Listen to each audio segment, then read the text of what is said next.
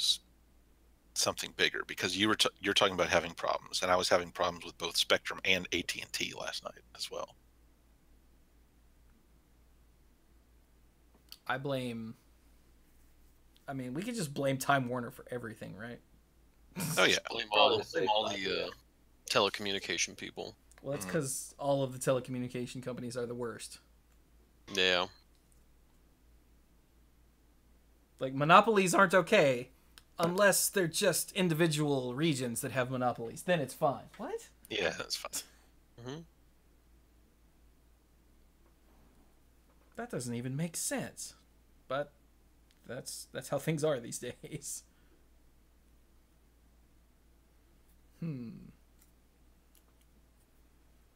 So... We're not bitter or anything. No, not at all. The parents recently got some mail that was like, "Hey, we're not going to be doing internet anymore. You should switch to Spectrum." Because they're in Lexington, so they're on some other thing. And I asked them, I'm like, "How much do you currently pay?" And she gave me a number, and my jaw dropped. I'm like, "Jesus, you should listen to them. You should switch to Spectrum." She's like, "Why?" I'm like, "Because you'll get like half price for twice the internet." Jesus. Mom went, "Oh. Maybe we'll look into that." I'm like, "Maybe." Anyway. All right, that's got to be going long enough. So let's go. Here we go. Wait, I changed the number. I did change the number. Here we go. Ow, jam. Hello, everyone, and welcome to the Mana Pool. This is the Mana Pool number 557, because numbers go up by 1 if you're counting. Yes. That does happen occasionally. Yeah. I like to count. And even though he can't. I am Chewy, the lead dork. I hope everyone enjoyed. If you're listening to the audio version, I hope everyone enjoyed that Sam quiz. Oh, what? Sorry, live and video people. No Sam quiz for you. Mainly because logistically that would be a large pain. So that's the real reason. Cold.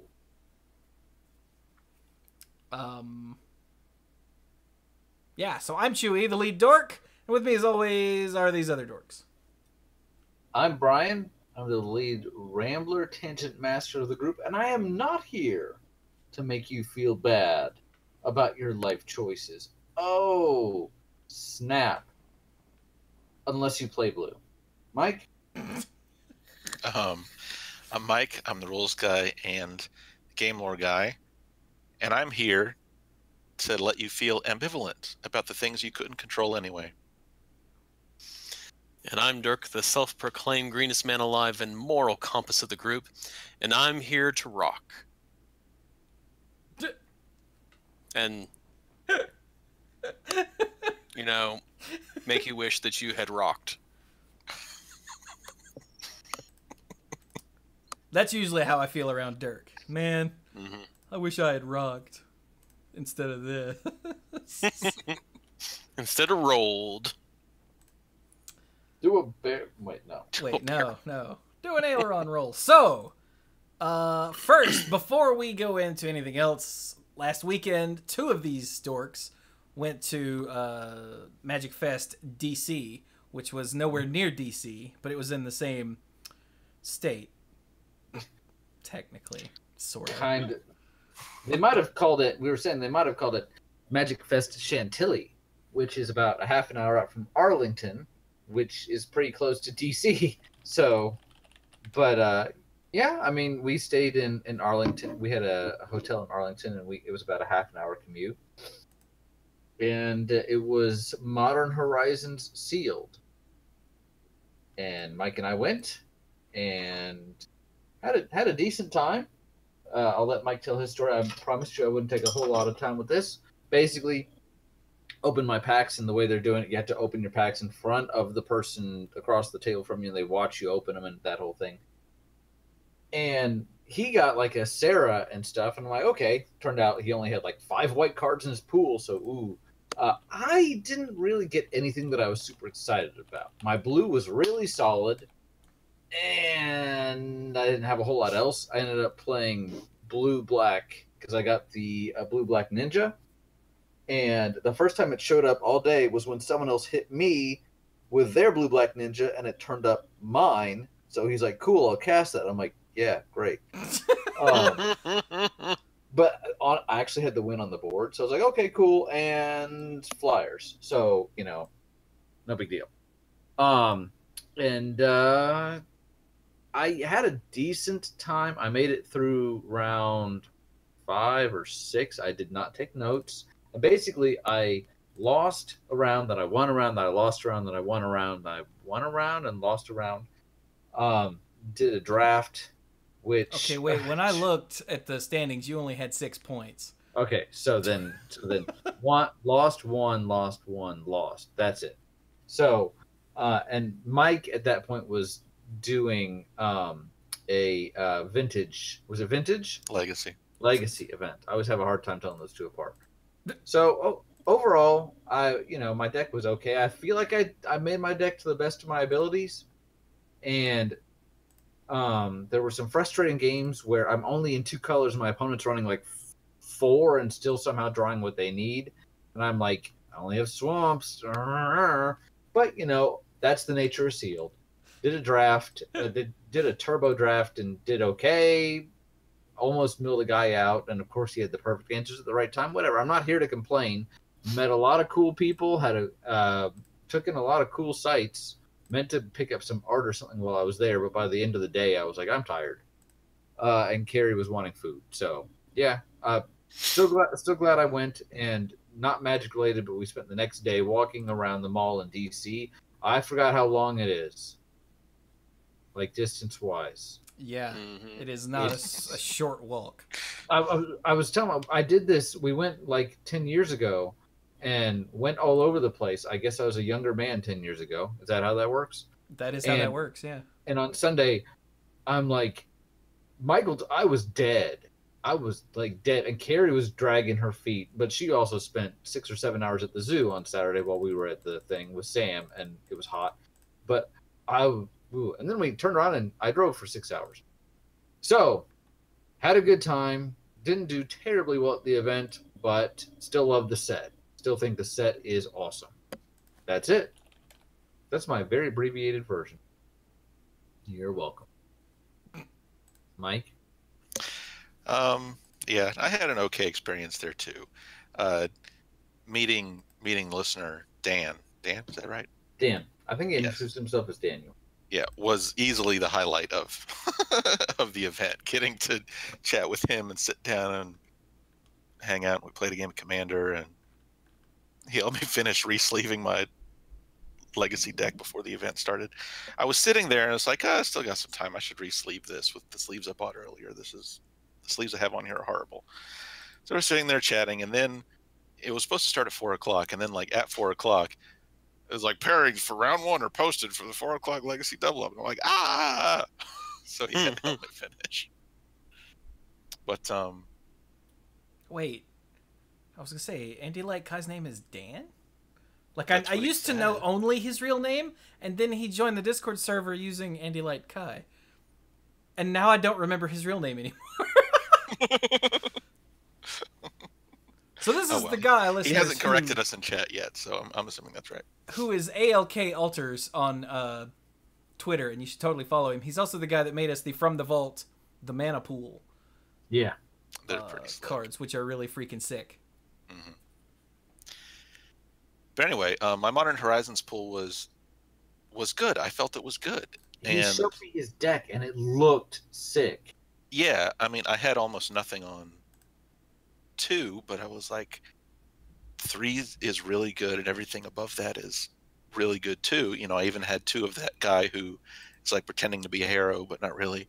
I had Yawgmoth, I had Hogak, I had the rebound spell that makes elephant tokens, I had the suspend spell that makes rhino tokens, I had a mob, I had a defile, I felt like it was good, but in the main event and then even in the side event, I don't know. I don't want to complain. And, you know, as I've matured, I've grown to be able to better accept the fact that, you know, you shuffle the deck and random stuff happens and sometimes you hit a patch of bad luck. But some of the stuff it was even a little more than I could just shrug off.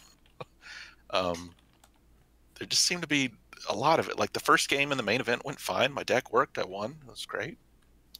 The second match, my opponent was playing white-blue with flyers and a lot of bounce spells that really wrecked the tokens that I was relying on at certain points in the game. Tokens really don't like being bounced. Nope. And the second of the 2 games I played with him,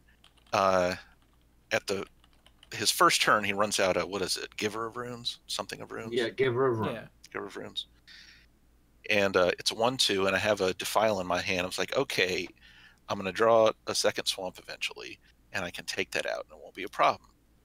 You know, meanwhile, there are so many situations where I'm just not making a block because it would be pointless, because I'd just be trading my creature in for nothing after he gives the attacker protection. Ugh. And so finally, on what seems like turn 1,000,000, I get the second swamp in my deck that's pretty evenly split between the counts of forests and swamps in the deck, and it was too late. In the third round, game 1, I get locked out of playing anything with the combination of lands and spells I draw. Game 2, the same thing happens to my opponent. And then game 3, we get into this big, weird, giant board stall that he's eventually able to break. That was the round where Brian was spectating and he ended up calling a judge on us. Yeah. So I'd forgotten that Yawgmoth has protections from humans, and I just kind of ignored that line. I had used it to put, even though this was a sad part, even though I'd gotten to draw and play Yawgmoth, by the time I got him, I was at like 6 life anyway, so I wasn't really able to exploit him very well. And I'd put a -1/-1 counter on his Changeling Scorpion with Death Touch. So now it was 0/2. At one point, I attack with Yawgmoth. He blocks with his stupid 0/2, puts it in the graveyard. So that's when Brian goes and gets a judge, because Brian just wasn't aware that he can say, hey, can you guys pause a minute while I get a judge? You're allowed to do that at competitive level rules enforcement events. So we're playing, and a couple turns go by, and the judge walks up. It's Michael Aerosmith. So the first thought in my head is like, I didn't think I was playing slow, but he comes up and he says, you know, there's a problem, blah, blah, blah, and he explains what's going on. He sort of walks us through what had happened, and he's like, okay, so show me the creature you blocked with, and my opponent takes the card out of his graveyard, and I look at it, and I just have to laugh a little bit because I realize what had happened. So anyway, too many turns had passed to try to do a backup. So we just keep going. But anyway, I lose anyway. But I should have said, hey, guys, hold on there. But it's one of those things where I didn't know that I was allowed to. So. Mm-hmm. But yeah. I ended up losing that round too. And then in round 4, I don't think I even got to play in either of our games. Ugh. My deck didn't do anything in the first game, and in the second game, it's like I drew 3 swamps and no black cards and no forests, and I was discarding stuff starting on like turn 3, and I just ended the game with this disappointed and confused look on my face, and my opponent apologized, and I said, thanks for that. It was just disappointing. Lame. Ooh, I thought of one story, literally one story I want to share from one round when Mike's done, and I'll be done. But he reminded me of something rather epic that happened. But I know we've got other stuff to talk about. So yeah, and the weirdness kind of extended. The weirdness with luck kind of extended into the legacy event as well. It was just 3 rounds. The first round. It was also weird too. In the first game, my opponent got locked out of colored mana from a wasteland. Like I drew a wasteland and blew up his one colored land, and the only other lands he drew were wastelands, so he couldn't do anything. Something similar happened to me in the second game, and the third game was a real game, and I won. The second round, I was playing against, okay, so I was playing Red Blue Delver, because it's just easy to put together and remember how to play. And my opponent was playing, it turned out he was playing that show and tell, sneak attack, blah, blah, blah. That kind of thing. Where you're either running out Grizzlebrand or Emerald Cool and then just running all over your opponent. So I can't remember how many games we played, but one of them that I lost ended with, so my opponent made a sneak attack. He was able to sneak attack Emrakul and swing into me. But I was at enough life and I had enough land and elemental tokens from Young Pyromancer that I was able to survive and still have stuff on the board. So at the end of my opponent's turn, Emrakul dies. He shuffled it back into his library. I cut the deck. I take my turn. I pass back to him. And my opponent draws his card for the turn, and it's Emrakul again. So I lose. Mm-hmm. And then in the last game, we got into a counter war over a show and tell, but he ended up winning the counter war. And the last card in his hand was the Grizzlebrand that he put into play with. Yeah, that he put into play with show and tell. He had no other cards in his hand, and I'm like, well, there's still a really outside possibility for me to win, but he drew 7 cards. Oh no, wait, he went show and tell into Omniscience into Grizzlebrand. That's what happened. So he drew his 7 cards, and one of the 7 was another Emrakul, so he was able to play that for no mana because of Omniscience and then win. Round 3 was against a Reanimator player. Game 1, he just did his thing. It was a fair game of Magic. I just lost. Game 2, even though I didn't get any of my sideboard cards, I was able to... He didn't get lucky, and I was able to run him out of stuff. And I was able to run him over with, Delver, Young Pyromancer, Monastery Swiftspear. But then game 3, it's like my opponent's playing first. So I'm like, okay, I pretty much have to have either a Force of Will or a Surgical Extraction in my opening hand to be completely safe. My first hand of 7 didn't have those, and it wasn't good otherwise. I wouldn't have kept it anyway. Throw it back. Hand of 6, still no good. Throw it back. Hand of 5, it doesn't have Force or Surgical Extraction, but at least it has some plays, and I'm like, there's no way I can win off of 4, so I'll see what happens. So before my turn even starts, on his first turn, he goes Swamp, Dark Ritual, Entomb Grave Titan, Reanimate Grave Titan. Yeah. Go. And I was like, I don't know why you're complaining. Dark Ritual's fine. It's fine. Mm-hmm. So I lost. So, just real quick, I told myself that people in chat picking up on it. The only story I really want to say, so the blue-black ninja has ninjutsu for 4, 2 and a blue and a black, and it's a 5/4. And when it hits the opponent, you exile the top 2 cards of their deck, and you can cast non-land cards you exile this way without paying their mana cost. So that's why I said the first time I saw mine all tournament is when somebody used theirs against me, and it happened to be one of the top 2 cards. Great. There was one round where I won, I believe it was round 3, where he was playing a white something green deck. He hadn't drawn a forest yet, so I don't feel terrible about this. But I attacked. He didn't block. Mike saw part of this. He had kind of a commanding position, and this was relatively early in the game. And he didn't block, so I threw in my ninjutsu guy. It hit him. What is that card? Basically make 2 4/4s with trample with suspend of a green, and it has no mana cost. It was one of the top 2 cards. Oh, yeah. What's that called? Yeah, the crash. I don't know. Crashing Footfalls. So I'm like, sweet, I'll cast it. And he's like, okay, you'll get them in 4 turns. I'm like, no, I'm gonna get them now. And he called a judge, and sure enough, I was correct.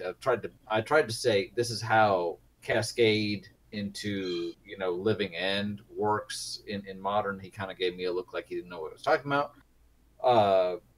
And maybe he doesn't play competitively or wasn't aware of that. But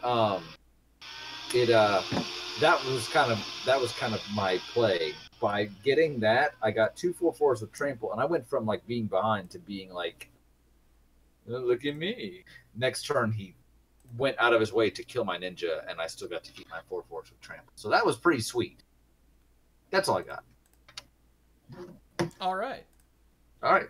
Thanks for coming with me, Mike. I appreciate it. Yeah, thanks for inviting me. Mm-hmm. Yeah, but anyway. Oh, I finally got Muldrotha with the prize points that I got from my 1 match win in the Legacy side event, because it was a double up event. Nice. Meaning it was double prizes and cost double much. Ready for takeoff. Yeah, sorry, my computer decided to do that. You also got a sweet playmat. Yes, from Randy Gallegos' stand. I got a sweet Tempest Island playmat. I wasn't as thrilled with the event playmat.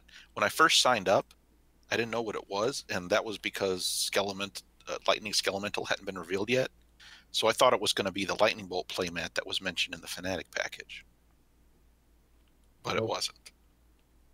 And it was a little frustrating because it was an add-on. It wasn't that I had to pay extra for. It wasn't something that came with the registration package by default. So when I saw it there, I was like, oh, it's cool art, but not one that I would have purposely gotten for a playmat. Mm-hmm. Yeah. Okay. So, but Modern Horizons is last week's news. Literally, we were talking about it last week. No, we were talking about it 2 weeks ago. Oh, that's right. It came out last week. So, of course, new previews have started. But we're not going there yet. Weatherlight was last week's news. Correct. No, first we have to talk about a gift we got from Magnor Creel, who has been around forever and ever and ever. Amen. Who recently, over the last, I don't know how many years, listened through our entire archive and was taking notes. And I thought he was just mildly obsessive. Yeah, I thought he was just being a weirdo. Yeah, although I had to, it was useful to be like, man, when did we talk about, at Magnor, you in here? Because he would know whenever we did a thing, and he would go, oh yeah, hang on, and then he would answer, and it was awesome. But I had no idea that he was doing it for a purpose, and he sent me a package and asked that I asked should I open it on stream, and eventually he said yes. So I opened it after Monday Night Magic. Today, that portion of the stream went up on YouTube as video, so if you want to see some of this, go watch that video on YouTube. In fact, I will even drop the link in the Twitch chat for anyone who wants to check it out. Once I find, here it is, copy link. There you go. Oh, I just remembered that email he sent us one time that like no one answered, and then he followed up a little while later. And gosh, that must have been that. It had to have been for this. Now I feel double bad. Probably. He did contact me at one point about episode 200, and I was never able to actually find what he was looking for, unfortunately. But happy to see that he was able still to do what he needed to do. So. Yeah. But yeah, what he sent us, since we never actually said that, was a box full of a pile of cards. And the pile of cards, each one is a custom card that references something from the mana pool's past. So either it's a normal card, but the flavor text has been changed. Like, I think the Dark Ritual flavor text is actually, it's fine. It's fine! Or it's a custom card like, oh god, what was it called? I actually had to get it off of my desk. It's over there now, so I should have picked it up before we started. But like Brian's, There was an editing Chewy card. There was editing Chewy, yeah, or Brian's summons, or like Chewy's room. Except I love the picture on that was the words "I don't have a picture for this," which I thought was hilarious. And the purpose of these is way back in episode 200, we used, I think we had them as polls on the Manipool website. Mm-hmm. And we asked everyone for a bunch of cards of varying, I think we were asking by colors. And I think it was card type. Was it type? Whatever it was. Mm-hmm. And we turned those into a pile of cards and we made up this game where every turn you would draw a card from that pile and use it, and they were all, things from the listeners, and it was really cool. But we only ever did it once because we get together super infrequently, and keeping all of those cards not in decks and stuff was really kind of obnoxious. But now we have custom cards, and they're super awesome. And this is like just stupid amounts of time and work and effort went into this. Yeah, you can tell. Yeah, I mean, Magnor, you're in the chat. How long have you been working on this? Like, ballpark it. Or be exact if you have it written down, because I'm sure you do. But It took an oh god long, which sounds about right. yeah, his first response was, oh god. You started listening about 2 years ago. That's not true. Oh, did you mean through the archives? Yeah, that's what he means. Oh, okay. I was like, you've been around way longer than that. The card pile idea was like 1.5 years. Okay. Because Bill mentioned after we were done with the Monday Night Magic and whatnot that he's like, he asked me about some of those. I don't know. It had to be 1 year ago. And I went, huh. Gosh, so you started taking your notes before you even had in mind what to do? Just kind of waiting for inspiration? Or did you have something else in mind? He said, I had some sort of inkling that I wanted to do something with cards for y'all. Nice. Gosh. So, yeah, there you go. Now, since all of us getting together and playing, one, is exceedingly rare, and two, I don't have the capability to live stream that. I just don't. Because that would involve moving my entire setup to, like, either Brian or Dirk's house. And I don't even like to take the laptop and a microphone to Brian and Dirk's house. I'm not going to lie. It's a large pain in the ass. So moving all of this is not going to happen. And there's no room here for 4 of us to get together and do it. So at some point I'm going to get Mike over here. We're going to play some Magic using the big piles, and it'll be awesome. But until then... Or I'm available too. No, you're not. Yeah, you never call me. Anyway. Because you're not... You have a wife and kids and a real job. When would you ever come over? I don't know. Give me a call. We'll work something out. Hey, Brian, just come over tomorrow. I can't tomorrow. He's right. I never call him. But, yeah, the next time that we do all get together, we're totally going to do, like, at least a game or two with these, and that'll be the live podcast. Because now I have to take the microphone and the laptop for us all to get together so I can do that. So thanks, Magnor. But It'll just be that one time. But it'll be totally worth it. And like I said, in the meantime, I'll see if I can get Mike or Brian, I guess, over here to, like, do some smaller scale live streaming of it. And it'll be awesome. Mm-hmm. Because, like, I only picked up and flipped through, like, a few. And he dropped the PDF of, I think it was all of it in the Discord server, which I haven't looked at. Mike did, because Mike hates surprises, I guess. So... Well, I missed the live stream, so I looked at the Google documentation that he put up. You read it all, didn't you, Mike? Of course I did. Damn it, Mike. So Mike won't be surprised, but I will. So you can come listen to me be surprised. And I'm sure the games will take forever because we'll talk about where these come from as we do it. If we can remember. which would be even funnier. It's like, wait. He also made sagas, you know, the sagas from Dominaria, based on some of our decks. Like I saw the 5-color deck one, which its first saga is a Utopia tree. Its first chapter, its second chapter is Cultivate. I was like, Kadama's Reach, whatever that's called. And the final chapter is Guided Passage, because those are 3, as far as that deck is concerned, super iconic cards. Mm-hmm. So, and I saw several of those. Like I think I saw a Beast deck one that I read real quick, and I'm pretty sure as I was just flipping through, I saw one that was like the Elf deck, but I didn't read it. I think you mixed the static ability on the Beast deck saga. Yeah, probably. Yeah, there was a static ability at the top that helped tie it together more. Oh, cool. So yeah, it's like, and it's God, how many cards are there, Magnor? Do you know? Because when I say a massive stack, I mean it's one of those short. It's a short long box. I don't know. A medium box. 196, he thinks, with 12 sagas. Whoo!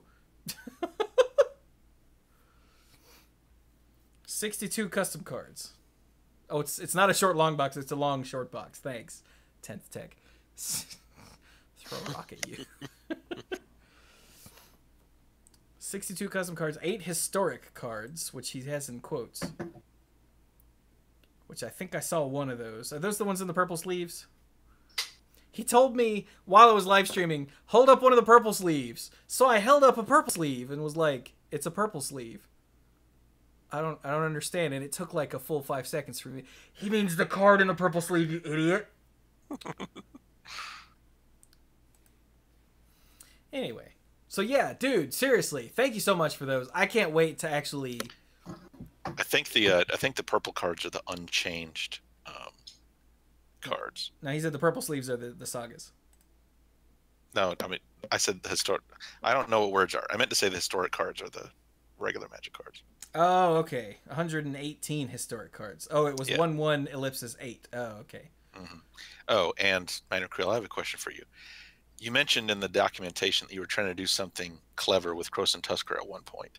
Did you like lose track of what you were doing, and that's why it has the weird mana cost and weird cycling cost?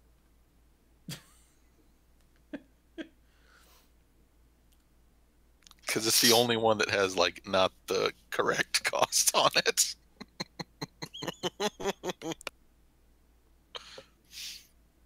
He's checking.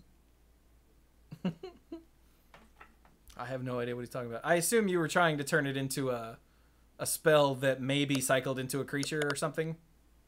Mm-hmm. Oh, he said words we can't say on this. Yeah, that's what I figured would happen. We'll just play it with the normal cost when we come up on it. All right. So, I think we have now fooled around long enough. Now that we're over half an hour into the episode, let's get into the M20 previews. Magnor, though, seriously, buddy. Yeah. Like, the insane amount of work and effort that it took, not only to come up with the idea, but then to do it, and then to make a physical version of it. I'm absolutely blown away. I mean, as someone that has done some of those custom products, but I still get to sit around and enjoy them because they're for us. You did this for us. I'm blown away, man. Thank you. Absolutely. It's always amazed me to have listeners that find us funny enough to be like, you know, it would be funny. Let me send these guys something and that they can do and show off and everything. I have always been humbled by the listeners and all the things you have done for us. Mm-hmm. I'm getting a call from Chicago. What up, Chicago? We love you. Pretty sure if I answer this, I'll get shot. So let's not. Odds are, yeah. They're just calling to extend your car warranty. Stark, is Neil calling me? How did Neil get my number? Everything, I'm so confused about everything that's going on. Anyway.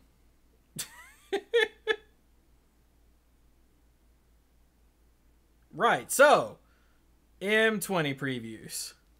Mm-hmm. You'll have to correct me. I thought this was a core set. Yes. These cards are too awesome for a core set. Right? Like, it just doesn't feel like a core set, except for, like, Disenchant and the Color Hate.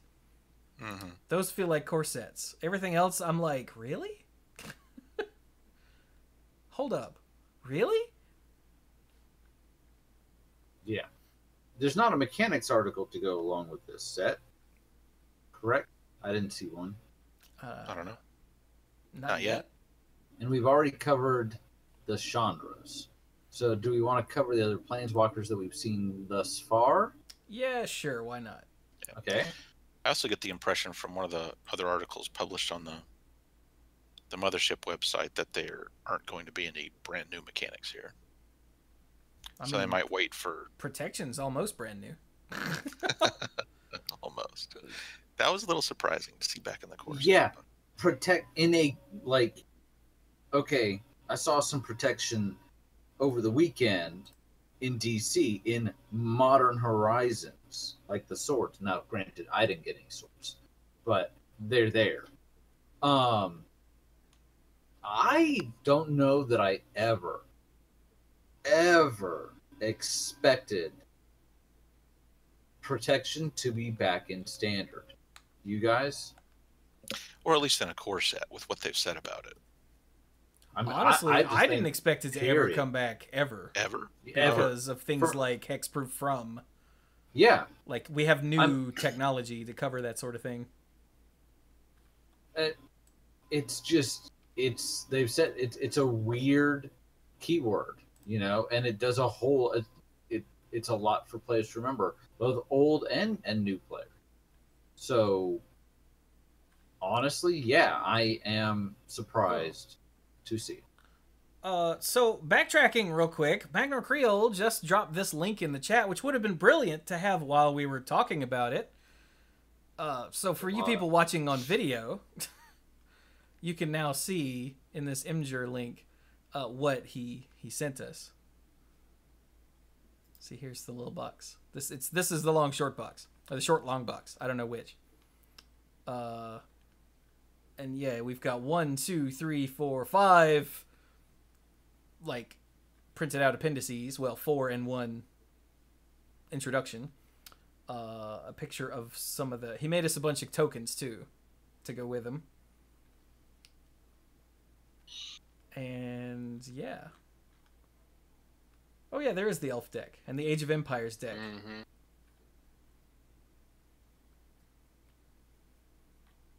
And Sam quiz, wow.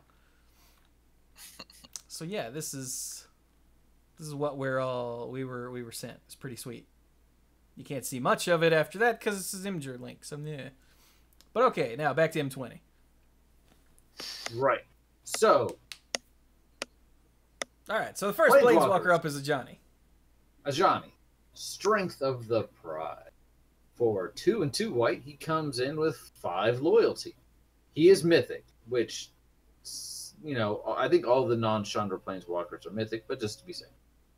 +1 loyalty. You gain life equal to the number of creatures you control plus the number of Planeswalkers you control. I love the fact that it scales. -2. Create a 2/2 token that is Ajani's Pride Mate. I mean, it's exactly the same. And as someone that's played on Arena a whole lot, I just don't like Ajani's Pride Mate. It's not that it's too strong, but I get tired of it. I get tired of it real quick. Like, I'm like, okay, I've got this in hand. And they're like, here's a giant guy that gets, when I gain life, becomes bigger. And I'm like, thanks. So, whatever. You got it. And then, -0. This is great. I love the fact you can use this immediately if you have other life gain. -0. If you have at least 15 life more than your starting life total, exile Ajani's Strength of the Pride, and each artifacted creature your opponents control. Mic drop, walk away. He's like, hey, Karn, I hear you like to reset the game. That's cute. How about we do that, but I keep my stuff? I'm going to let you finish, but, you know.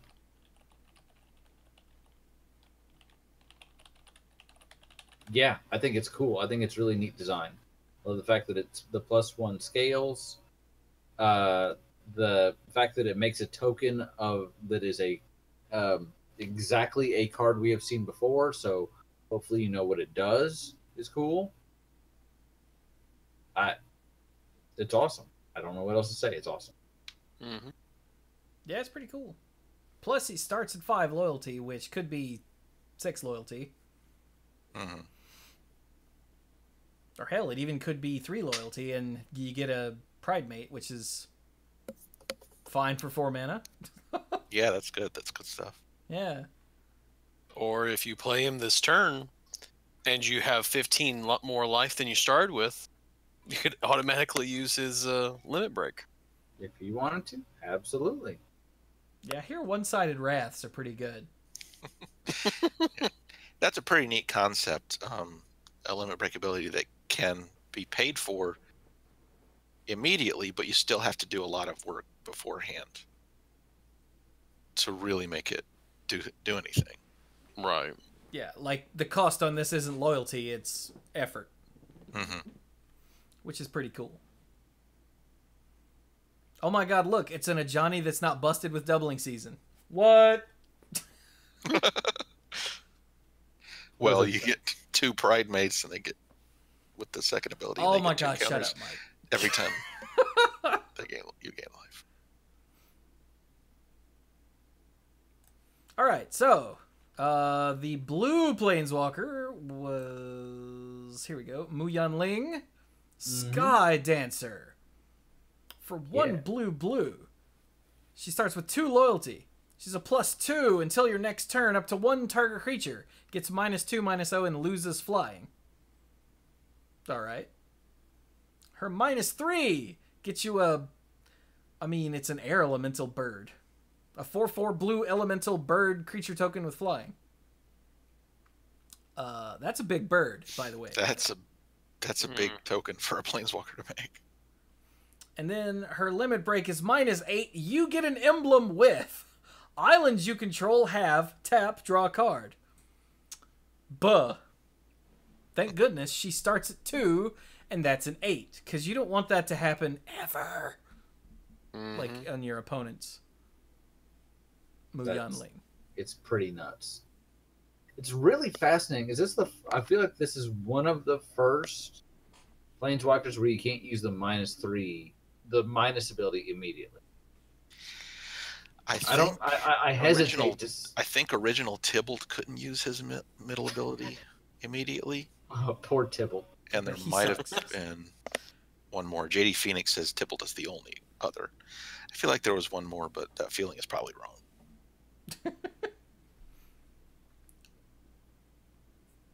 It's nice to see her again, since she was in War of the Spark, as we saw in the book, but she wasn't in the set. Really? Yeah, there was no Mu Yanling. There was just the other guy with the dog. I'm thinking of Kaya. Never mind. No, not Kaya. The blue. Kesmina. Kesmina. Yeah. I think Kesmina. Yeah. You mean not Jaina? Yeah. So yeah, it's cool to see her. She's a neat. I mean, ground something until next turn and then make a 4/4 is awesome for 3 mana if you can make that happen. I think the make a 4/4 flyer next turn is also enough to draw some removal so that your other planeswalkers have a better chance of surviving. So she could be the debate. Let's see. In black, we've got... He's not on here. Oh, yeah, he is. That was yesterday. Look at his baby Sorin. Look at him. Aw. I'm not sure how I feel about this part. About Baby Soren? Yeah, I don't know. Something about. I realize he's a vampire, but his face doesn't look like him. Does it? I mean, artist interpretation. Whatever. I guess. Well, tell us about him then, Brian. Yeah, wait, who read the first one? I read Mike, the tell first us about this one. All right. So, Soren, gotta scroll to him first. Soren, Imperious Bloodlord, for 2 and a black. Very cheap for a Soren. He's usually a big guy. For 2 and a black, Mythic Soren starts on 4. Wow, 4 loyalty for 3 mana. So he has 2 plus abilities. The first one, +1. Target creature you control gains Death Touch and Lifelink until end of turn. If it's a vampire, put a +1/+1 counter on it. Seems good. It's nifty. I like that. Second ability, +1. You may sacrifice a vampire. When you do, Soren Imperious Bloodlord deals 3 damage to any target and you gain 3 life. Also very interesting. And then the -3, which you can use immediately because he has 4 starting loyalty. You may put a vampire creature card from your hand onto the battlefield. Ding! My favorite part. Right there. Turn 3, Baron Sengir. Oh, yeah. That is exactly... Get out of my head, Mike. Seriously, Mike, get out of my head. All right. Okay. It's crowded in here.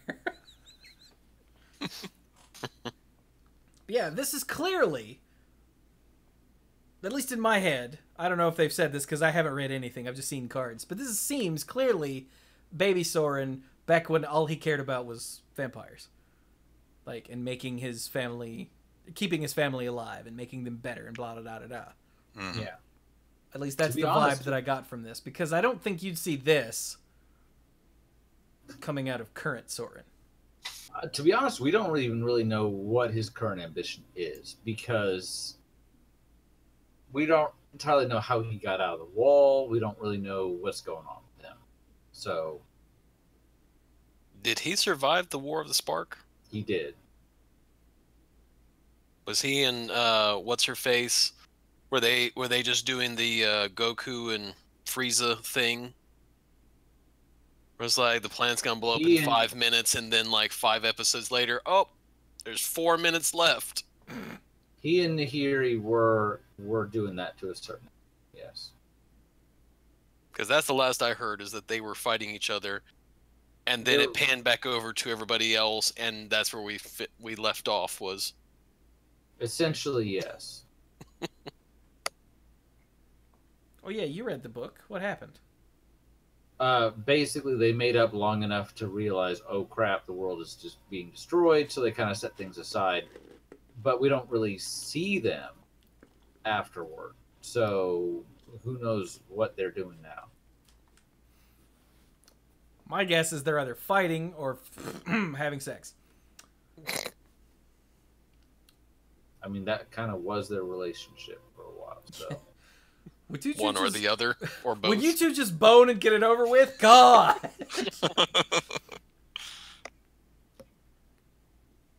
Anyway, so yeah, Soren Imperious Bloodlord. I like him. He's super vampire tribal dude.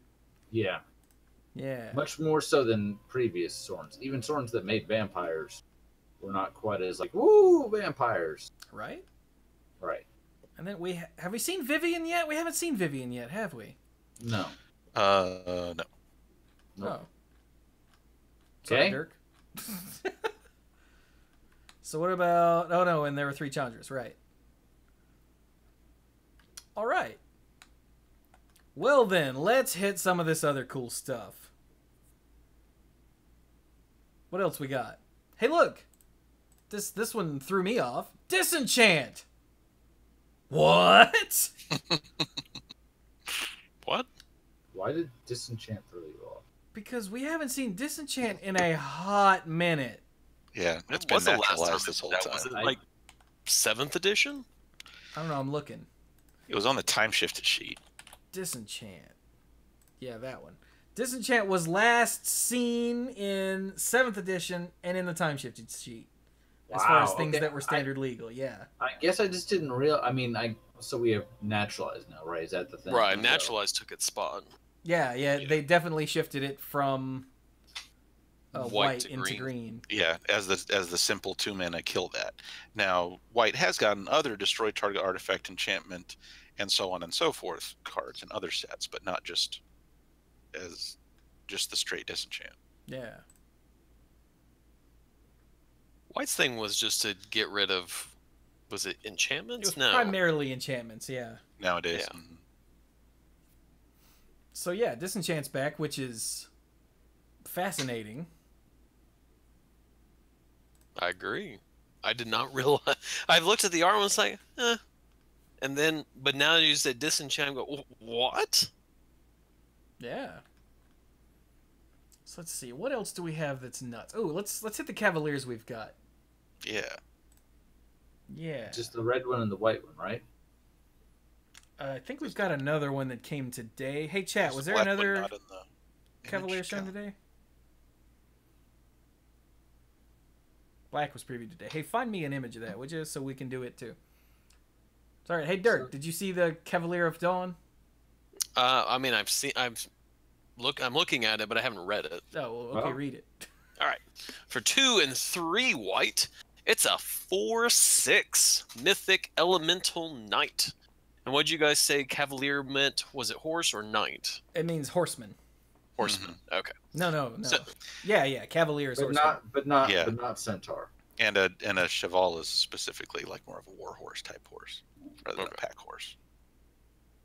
So it has vigilance. When Cavalier of Dawn enters the battlefield, destroy up to 1 target non-land permanent. Its controller creates a 3/3 colorless golem artifact creature token.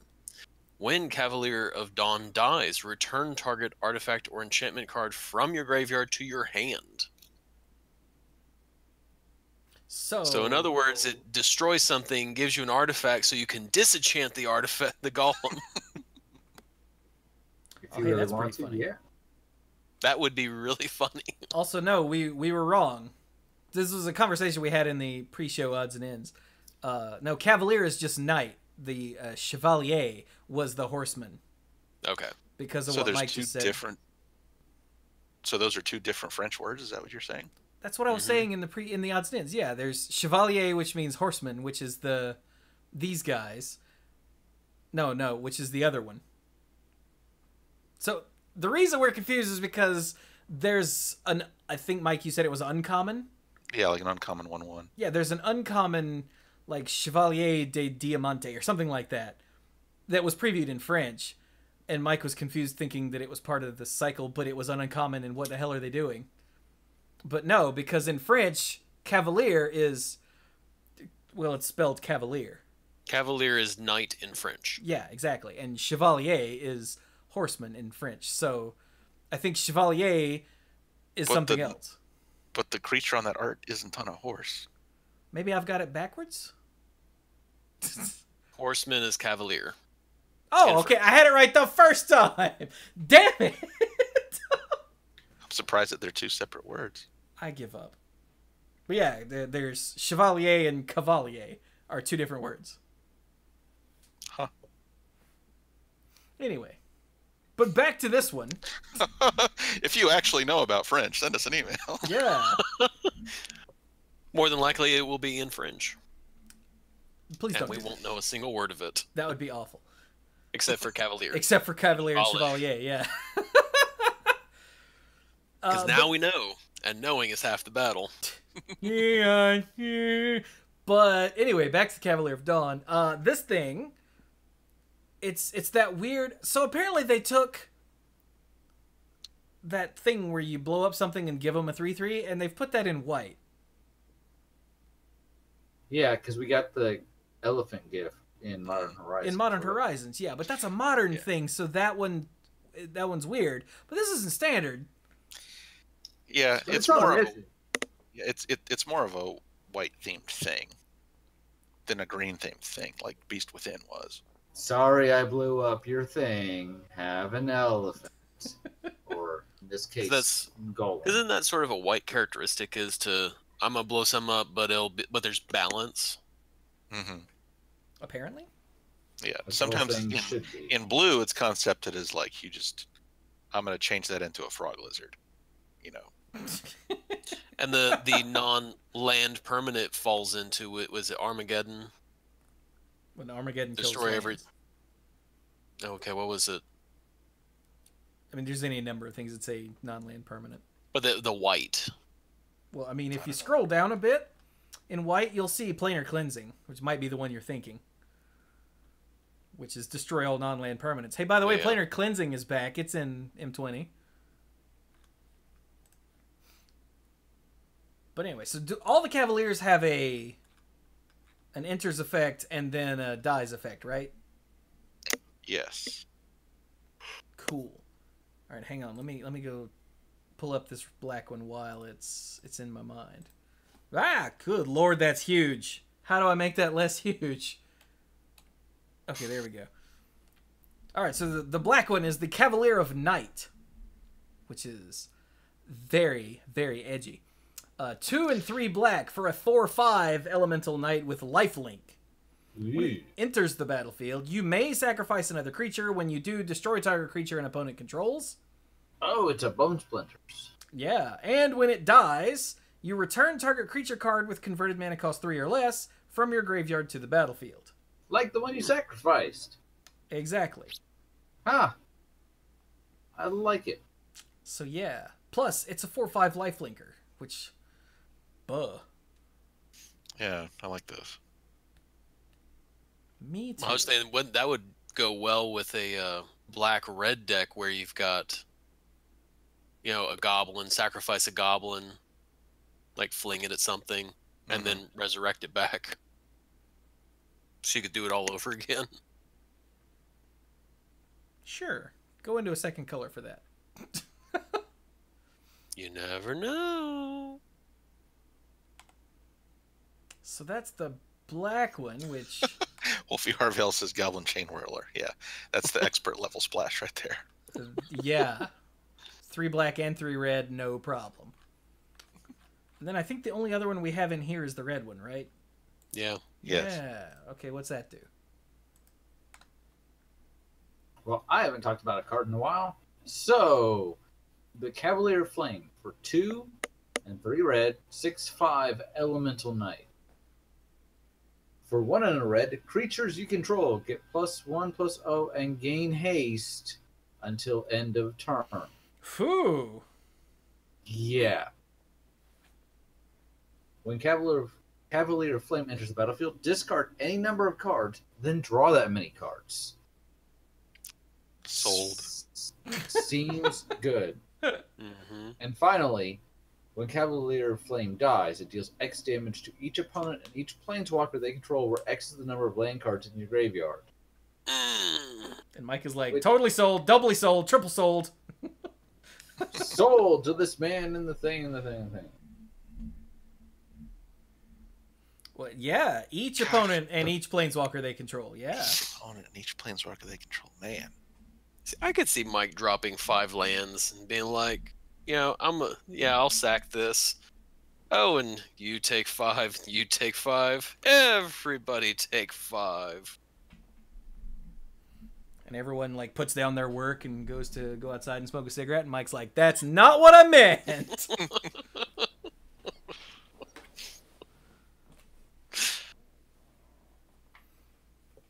But yeah, so that's pretty sweet. And we still haven't seen the blue or the green one just yet, I don't think, right? No. Or the green planeswalker. Correct. Oh, okay, wait a minute. Hey, Mike. Yes. Do me a favor. Read repeated reverberation and try not to screw it up like I did 4 times. Okay. Repeated reverberation. For 2 red, it is a rare instant. When You already messed it up. Yep. it's interesting to see that turn of phrase, but this is the only way it can work. When you next cast an instant spell, I didn't phrase that right. When you next cast an instant spell, cast a sorcery spell, or activate a loyalty ability this turn, copy that spell or ability twice. You may choose new targets for the copies. So I was playing Overwatch with Bill when this popped up in the Discord server. And Bill and I were like, this card sucks. Because I missed several things when I told him what it did. Because like we were between rounds, and I looked over and I was like, oh, hey, there's this card. It costs 4, it does this. And I went back to playing. And Bill's like, that's kind of terrible. I went, isn't it? It is kind of, hang on. And the next time I died, I alt-tabbed and looked again and went, oh, it's when you next cast, oh, you have to cast this first. That's not any better. And we went back to playing, still thinking that it was terrible. I'm like, this can't be right. I looked at it again. I'm like, oh, it says twice. And Bill went, all right, now you're getting somewhere. So that means you could pay 5 mana for 3 lightning bolts, which seems fine. Yeah. Like I'm all right with that. Yeah, it's not ideal. It's not the usual going rate, but you only have to have one in your hand, so that's cool. Yeah. Or yeah, like Planeswalker Pat just said, gain 300 life with other Ajani. Exactly. Or you could fling 3 things, potentially. Does that work? Or you could win like 3 times with Nicol Bolas's ultimate. Oh, hey, you could. Somebody slap Brian. Thank you. But yeah, the fact that this works with loyalty abilities is really cool. Yeah. Yeah. Because you play your Planeswalker, and then next turn, provided it survives, you can spend 4 and get 3, and a bunch of Planeswalker loyalty abilities. Getting 3 triggers is just nuts. Yeah. No, you won't actually get extra loyalty counters because that's part of the cost. So right, that would be stupid. But just in case somebody's like, yeah, woo, I'll copy my +2. But like looking at Sorin,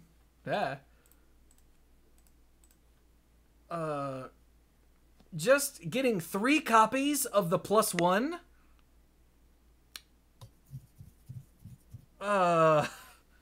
And that's not even trying to be cute. Trying to be cute is 3 copies of the -3 on Sorin. Right. Would just be like, pay 4 mana, vomit vampires onto the board. Ha ha ha ha. But no, like if you got even a couple vampires out and you copy that first ability a couple times. Yeah, my stupid 2/2 vampire is now a 5/5. I hear Vampire Nighthawk is pretty good. So yeah, and again, that's not even getting into like crazy magical Christmas land. That's just a thing. Or yeah, Chandra's Emblem. Since you don't have to jump into another color. Oh, good lord. Yeah. Oh, sheer lord. That already adds up fast. Yeah. Oh. Now it adds up 3 times as fast. That's ridiculous. Chandra's Emblem, by the way, is each opponent gets an emblem with. At the beginning of your upkeep, this emblem deals 1 damage to you. Just in case anyone forgot since last week. But yeah. So that's repeated reverberation, which is... It's another one of those bad red rares, but at least this one is neat. Because red always has some sort of, all right, copy whatever thing, shut up. But this one has some spiciness to it. All right, what else we got, boys?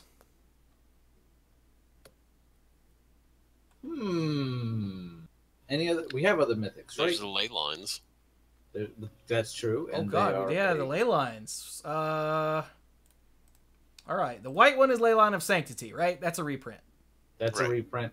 Black one is Leyline. Well, actually, the blue one is the Leyline of Anticipation. Yes. Yeah, and that is also a reprint. It's a Vidalcan Orrery. Yeah. So remember, the ley lines are those enchantments that say if it's in your opening hand, then you can begin the game with it on the battlefield, which is what makes ley lines busted. Anticipation is you may cast spells as though they had flash. The white one is you have hexproof. All right. So what is the black one? Oh, it's void again, right? Void. Yeah, there it is.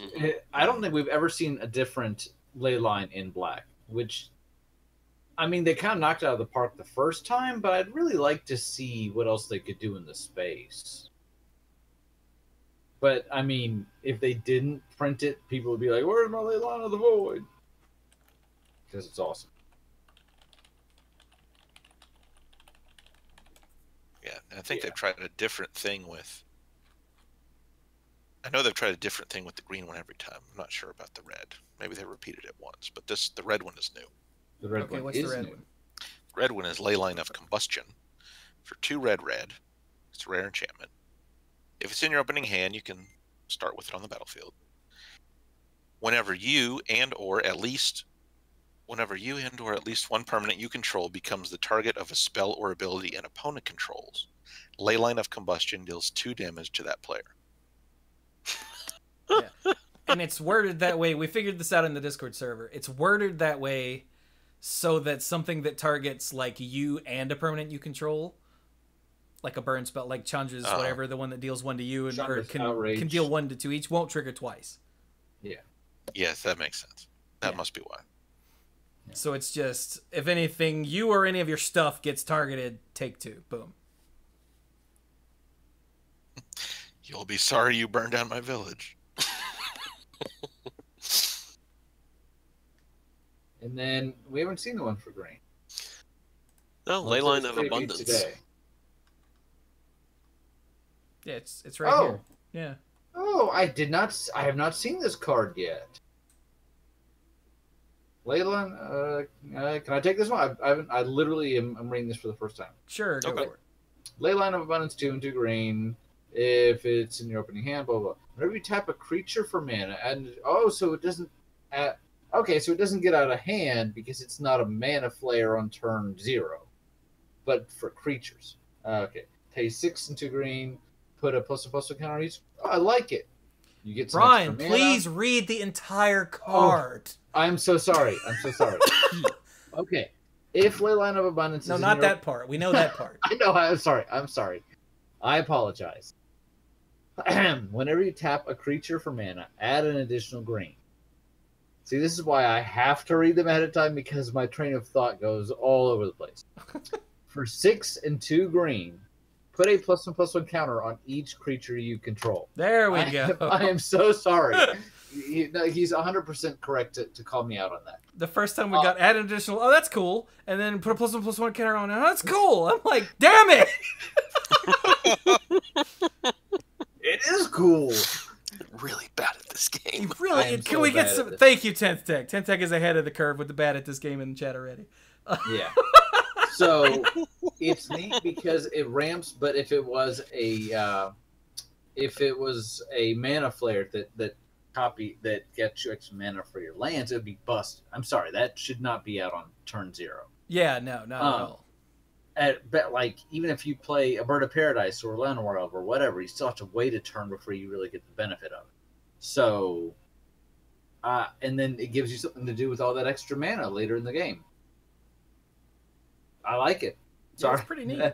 So it's interesting because a lot of them have a static effect that matters right away. Like, it may always, Leyline of Sanctity against a red deck is going to have an immediate effect. Leyline of the Void, an immediate effect as soon as something dies. This, you have to wait until you at least get a creature before you do it. So, it's pretty neat. I like it. So, hey, Dirk, did you see anything just awesome that you wanted to talk about? I'm just still kind of going through everything because I think that's essentially all the cycles. Okay, wait a minute. Mike. Uh-oh. Yes. New call ya. New call, yeah. Multicolored. Scroll. She's the same colors as last time. Yes. Kalia Zenith Seeker. Red, white, black, so just 3 mana. for 3/3 Mythic Human Cleric with Flying and Vigilance. When Kalia Zenithseeker enters the battlefield, look at the top 6 cards of your library. Oh, I forgot it was that much. You may reveal an angel card, a demon card, and or a dragon card from among them and put them into your hand. The rest go on the bottom in any order. And or Mother of God. If you hit 2 off of a single Kalia trigger, that's nuts. That's good stuff. And in 6 cards, you might? You might. If you build your deck purposely for this. Kalia, to me, has always been one of the most terrifying commanders. Well, that's because the original Kalia is unfair and stupid. Yeah, it is. This at least feels like they go into your hand instead of onto the battlefield. Yeah. So that's better. Now imagine playing them both. Yeah. Okay, wait a minute. I didn't even see that. Dirk just pointed out, and also, this bitch got too many wings. She do got too many wings. She's always had those extra ones. But I don't think hang on. Gatherer. Yeah, she's always had multiple sets of wings. Wait, She's got angel wings and dragon wings. Kalia of the Vast. Yeah, but at least they're sort of, together in her original art. In this one, there's she got back wings and hip wings. And it's trippy. I don't know why it's trippy. But she's also ginger, so, she gets a pass, I guess. Well, if you want to see hip wings, you need to look up Kerrigan from StarCraft. Oh, no, thank you. She scares me. She scares a lot of people. So we do have this cycle of wedge-colored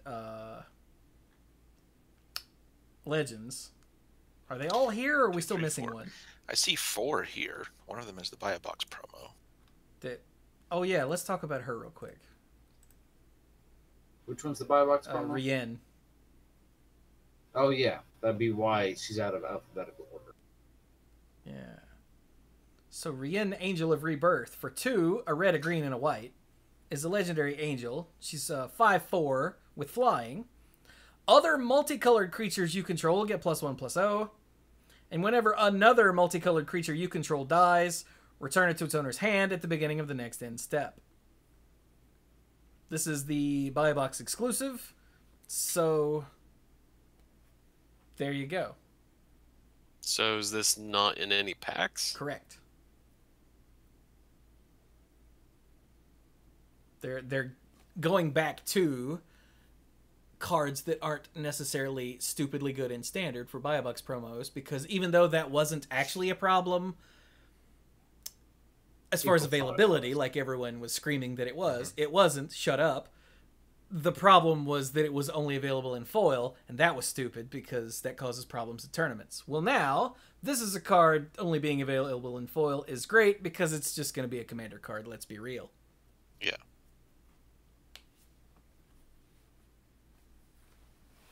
So, yeah. Seems good. Plus, another Ginger Angel. I'm here for it. Like swords. She doesn't even have a sword. That's probably why she's holding out her hand. Excuse me, can I have that sword? But anyway, yeah. Icon has a sword. Ken has sword. Oh, God. Yeah, once I find the full art for this. Two other multicolored legends. Hey, Dirk, you want the one that's green and blue? You mean Yurok? Is that how you pronounce that? Yarok? Yarok. Yarok. There, yeah, you have to say it like, it's Yarok, like that. Yarok. So the desecrated. So for 2 black, green, so grand total of 5 mana. It's a 3/5 legendary elemental horror that's mythic and has death touch and lifelink. If a permanent entering the battlefield causes a triggered ability of a permanent you control to trigger, that ability triggers an additional time. Seems good. Mm.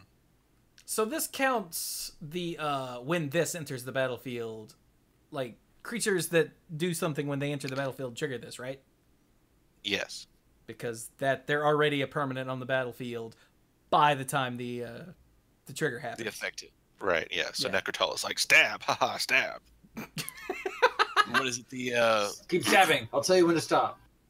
Baby. what's the landfall? All the landfall abilities trigger twice. Yep. Mhm. Yep. Things like Ether Charge. When Yes. a beast enters the battlefield, will trigger twice. Mhm. Just anything of that sort. But not when you cast, like for instance, when you cast an artifact spell, because that's a cast trigger, or that's a trigger that happens on a cast, not on the permanent entering the battlefield, and that'll come up at some point, I'm sure. So Probably. And not an activated ability. It has to be a triggered ability. And on the permanent entering the battlefield, again, like he said, not it's cast. So. Yeah. All right. It's interesting. Like, even though this applies to so many more things than other cards that we've seen like it before, it's a lot easier to keep track of and understand what it will work with. Mhm. Because for the other ones, it's like, wait, is it the artifact entering that's causing this ability to trigger? I don't know. Is it the wizard entering that's causing this ability to trigger? What's going on? But this is easy. No, permanent. Is it a permanent? Yes. Okay, good. Go. Is it a wizard? No one cares. Oh, sorry. I'm sorry. Oh, okay. Apparently Omnath was previewed today. Yes, it was. All right. What the hell's Omnath? I haven't seen this. Omnath. Yeah, I have. Have you seen it? Yeah, someone put it in the Discord server earlier.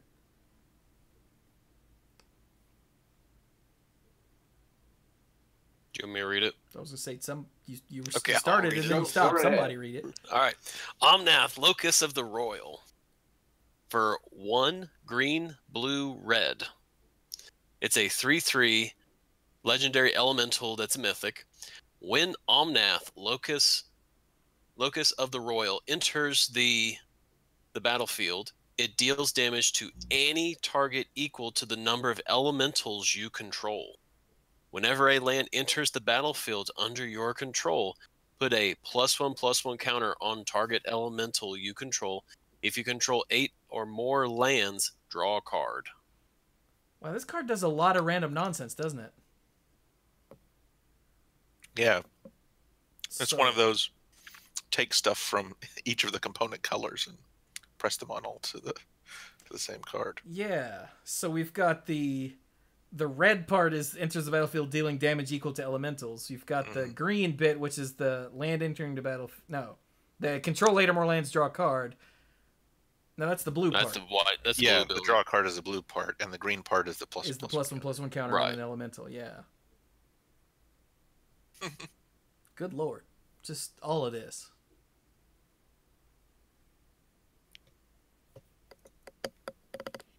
Okay then. Yeah. Plus, Omnath is back, and he's found 2 additional colors. I think Well, the last time we saw him, he was 2 colors. Oh, was he? Yeah, he. Oh, yeah, there he was red another and one, green wasn't there? Mhm. in Battle for Zendikar. Okay, so the first one was green. The second one was what? Green red? Yeah. He got Yeah. mad. And now he's standing in water, so he's green, red, blue.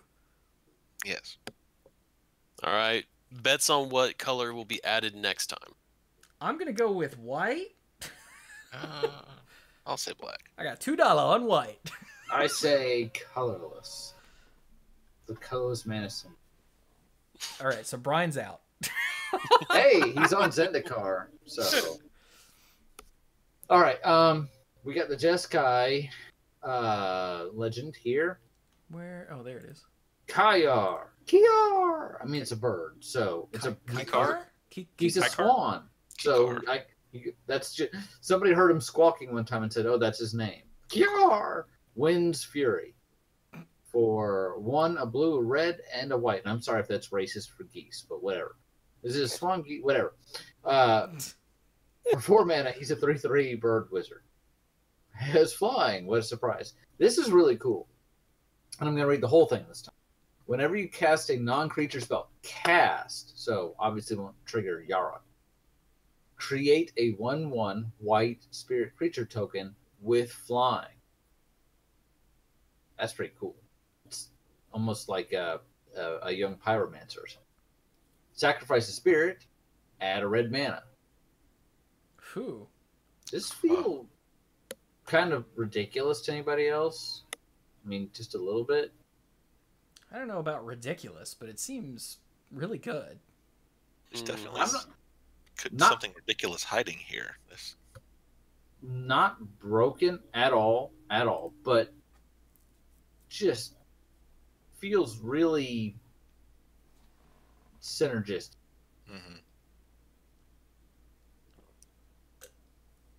I think this would be a great commander.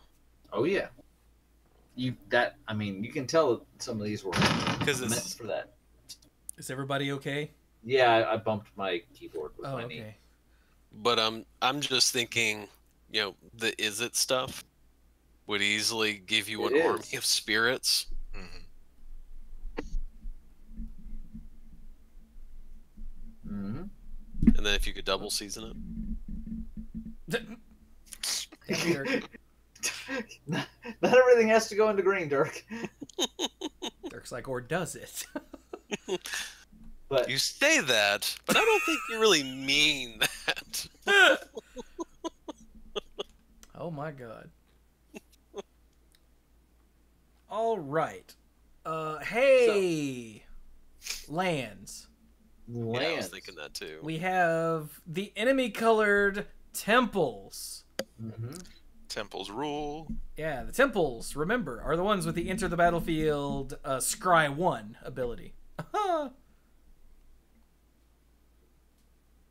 So, that's cool. Utterly ridiculous, and which I mean, they're actually pretty cool. Yeah. Not ridiculous. We've also got the cryptic caves, which are weird. They tap for color. If it's an uncommon land, they tap for colorless, or you can pay 1 tap and sack it to draw a card, only if you control 5 or more lands. It's a little bit of utility. Seems kind of draft card. Yeah, I mean, yeah. When you're like, hey, look, another land, turn into something else. Yeah. Seems fine. It's a land with cycling that I'm guaranteed to not try to cycle too early. There you go. There you go. I don't know about guaranteed, Mike. It is you. But then we've got the Field of the Dead. Which I swear would be like, oh, sack this great zombie or whatever. No Saki. It's really weird. It's cool, but it's weird. It is. Well, what's it do, Mike? So, it's a rare land. It enters the battlefield tapped, and you can tap it for 1 colorless mana.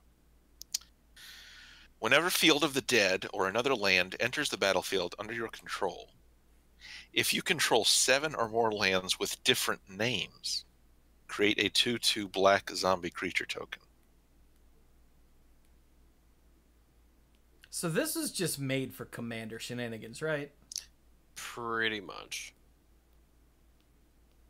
I'm the type of person to try other shenanigans with it as well. But yes, it was made for Commander shenanigans. Mike, 7 or more lands. Are you going to try Guildgate Field of the Dead?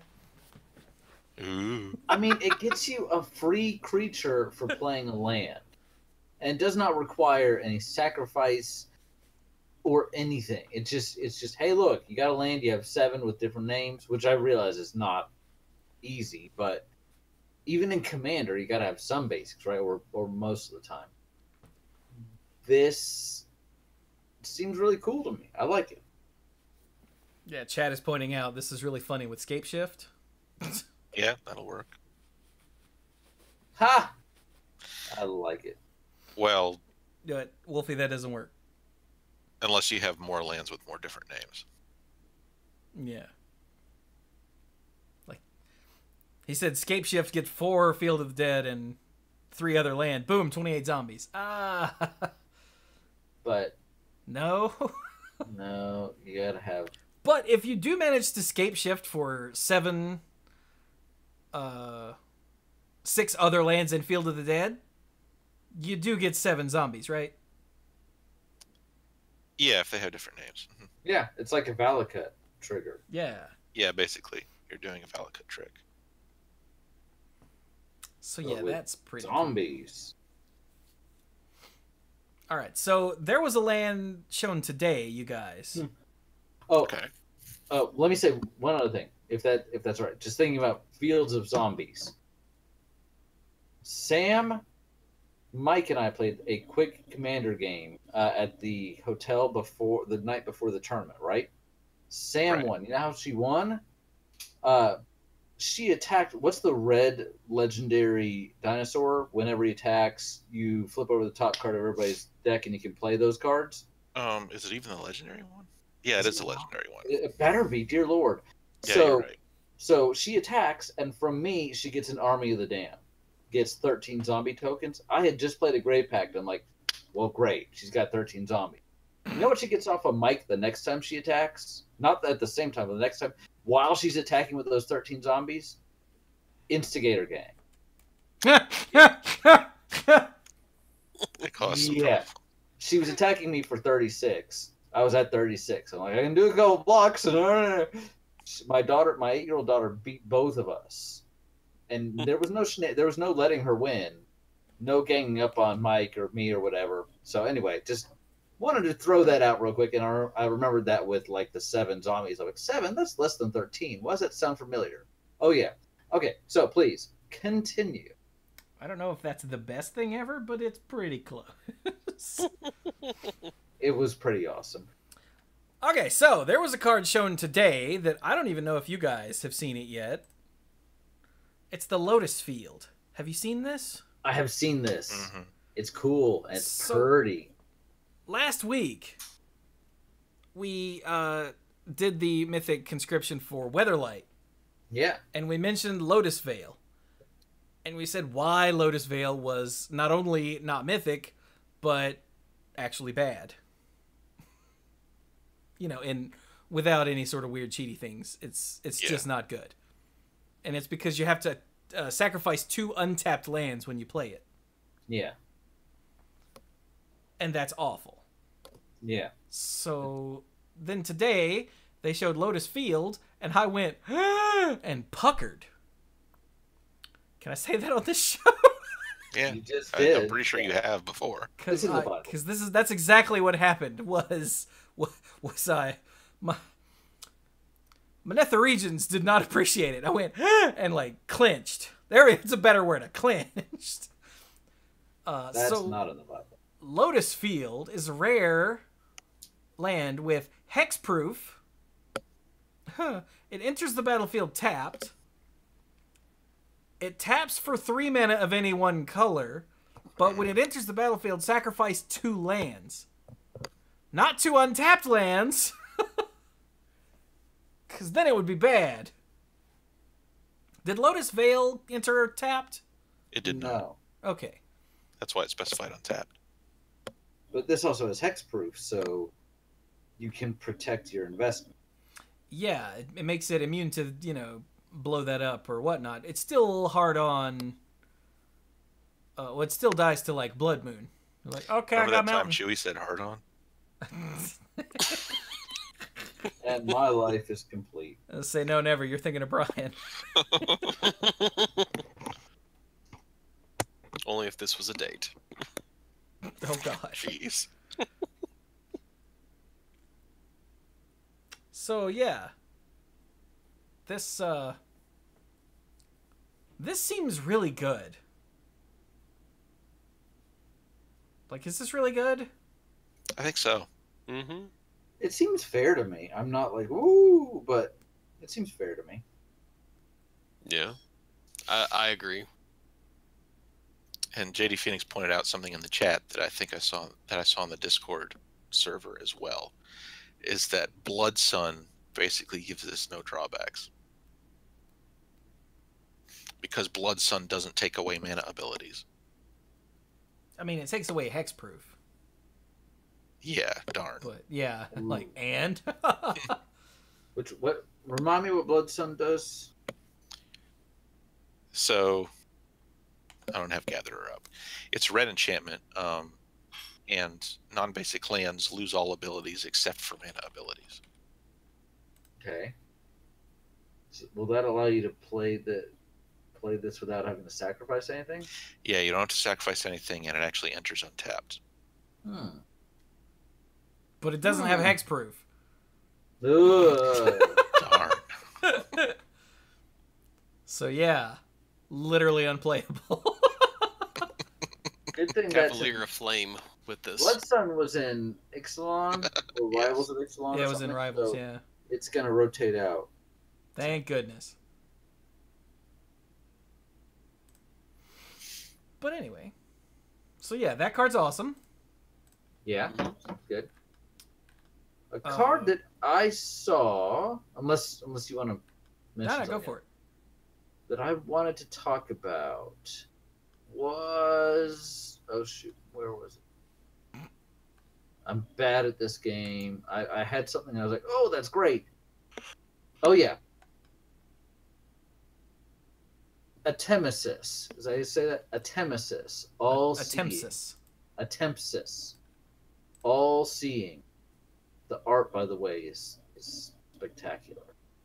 Who loves sphinxes? Everybody loves sphinxes, right? They ask riddles, and when you get the riddle right, then you get a small but manageable bonus.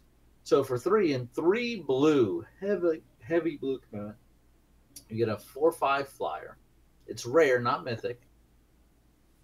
You can pay 2 and a blue and tap him to draw 2 cards, then discard a card. So, a stalemate, 4 power flyers and getting it done. Okay. Whenever he deals combat damage to an opponent. Read it again. Yeah. That's cute. That's cute. Okay, so yeah, you can find another way to whatever. Okay, whenever he deals damage to an opponent, you may reveal your hand. If cards with at least 6 different converted mana costs are revealed this way, that player loses the game. That is so incredibly hard to pull off. I'm not like, oh, this is unfair. I just think it's a neat little, hey, look at this cute thing you can do. I'll think it's cute until like there's a control deck and I'm like, how do I beat this? But I don't know. I don't play competitively really. So I thought it was a neat take on the whole Sphinx thing. If you answer my question wrong, I eat you. You lose the game. I mean, isn't that how the Sphinx works? I mean, in Magic, we're like, oh, if you answer the question wrong, you don't get to draw a card or whatever. This is chomp. So that stood out. And like the first time I read this, I missed that it didn't say combat damage. And I also missed the converted part, because just 6 different mana costs, that's easy. Okay, it's not easy, but it's not really hard. In Commander, that would be like in a 3-color deck. You're like, done. Yeah, but 6 different converted mana costs means like you need a 0, 1, 2, 3, 4, 5, 6. Does she say non-land? Is not. No. So a land has a converted mana cost of 0, right? Or doesn't have a mana cost? So does that... Converted is 0. Yeah. Okay. So yeah, this is really funny. I can't wait to see someone try to make this work in Arena on a stream. Because they will. Yeah. And it will. At least once. At least once. Everybody will be like, ban this card! And Wizards will be like, no. No. What's something that stood out to you, Dirk? Galos, Tireless Pilgrim. Oh yeah, the artifact. It's an artifact, legendary artifact. For 5 mana, it's a 3/5 legendary artifact creature, Scout. That's rare. When Galos, Tireless Pilgrim enters the battlefield, you may search your library for a land card. Put that card onto the battlefield tapped, then search your library. Then shuffle your library, sorry. That says land card. Land card. Wow, that got way better. Because my brain, much like combat damage, my brain inserted the word basic there, even though there's a lot of things this card doesn't say. Yeah, because I figured it was a callback to Solemn Simulacrum, but not just that, it's a super Solemn Simulacrum. Yeah. And then it also has 2 and Wooburg, so it's a grand total of 7 mana. Exile the top 3 cards of your library. You may play them this turn without paying their mana cost. Whew. I really like this guy. I think he's neat.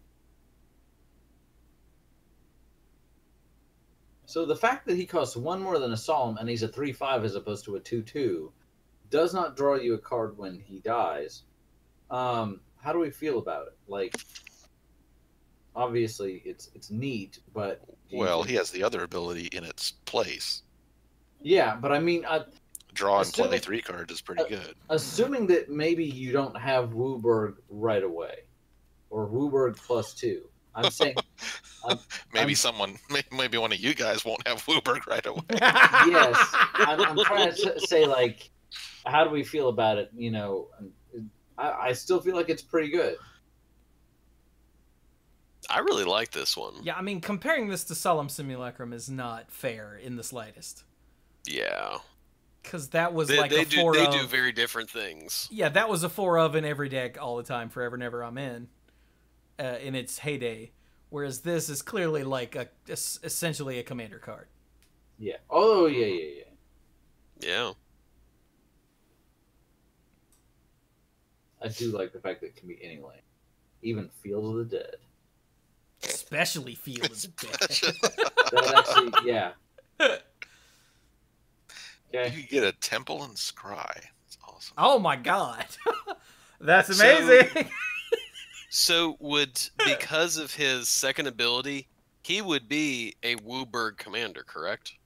Correct. His color identity is 5 colors. Okay. Or you could, then challenge absolutely he yourself. would be a commander. You could challenge yourself and make it an all colorless deck. You really wanted to. I don't recommend it though. Like, what did you think of Chandra's Regulator? That felt like a very Mike card. Chandra, scroll. Chandra's Regulator. 1 in red, it's a rare legendary artifact. Whenever you activate a loyalty ability of a Chandra Planeswalker, you may pay 1. If you do, copy that ability. You may choose new targets for the copy. And the other ability is pay 1 tap, discard a mountain card or a red card, draw a card. Hey, Mike, why don't you discard some lands there? I might just have to. It's really useful. I mean, Chandra Planeswalkers tend to have good abilities, so that first ability that lets you copy them is always going to be nice. And then you get to run through your deck a little bit faster, maybe to help you find a Chandra to use the first ability with. I remember when it was like M12 or M13, there was a core set where Chandra was like the focus, and they were like, we're going to print a good Chandra, because the running, I don't want to say gag, but the thing was they were having trouble designing what they thought was a good Chandra card, one that would see competitive play. So they made the Chandra Pyro something. It wasn't Pyromancer. It was Pyro something. I'll look it up real quick. And that was the first one. And now we've had, in my opinion, several good Chandras. So they've kind of hit their stride. I think the one that I'm thinking was the first one that actually had the exile card, the new red draw, like exile card, you can play it for a turn. I'm going to look it up. So if you just played a Chandra, like Planeswalker deck, would it sort of be like Enter the Chandraverse? How many Chandras have there been? Okay, quite a lot. It was Chandra Pyromaster. and she was the first one she has 0 ability. Exile the top card of your library. You may play it this turn. And she had 4 mana, 4 loyalty for 4 mana. So she was actually the first one where they're like, yeah, we're gonna push Chandra. Mm-hmm. Yeah, because like in terms of the basic team of Planeswalker characters, Chandra has always been the red one. They've never switched her out in the basic team. She's been printed in many core sets, a number of expansions. She has 3 new cards here. So yeah, there's a lot of Chandras. It's definitely possible to go Chandra Tribal at this point. Stark says there's 13 of them. I was say I have 9 here, and there's 4 in this set. Mm-hmm. So yeah, that would be 14. Because there's the 3 in the set and the 1 Planeswalker deck, Chandra. Yes.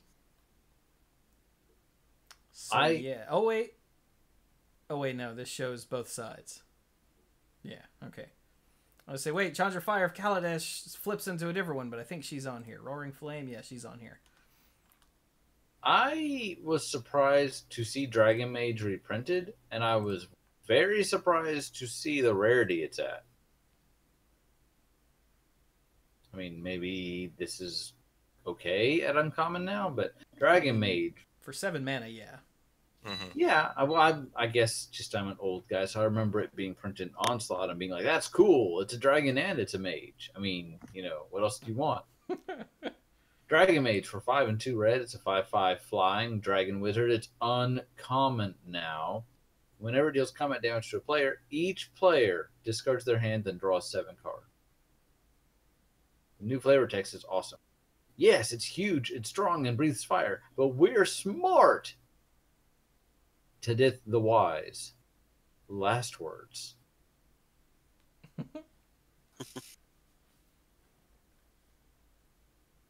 I also I'm going to take another one just real quick. This is an uncommon. Flame Sweep for 2 and a red. It's an instant uncommon. It deals 2 damage to each creature except for creatures you control with flying. So it will hit opponent's creatures with flying. I think that's cool. Mm-hmm. Nice little pyroclasm effect. Flavor text. I have calculated that a dragon in flight in a single strafing run can cover an area of Thaddeus the Clever. Last words. I hope we have a dragons breathing fire on people last words cycle, because I'm done with that. Yo, what's up with that dragon? Charles the Dim. Last words. We could have somebody that's not their last words because they're like, I stayed at home.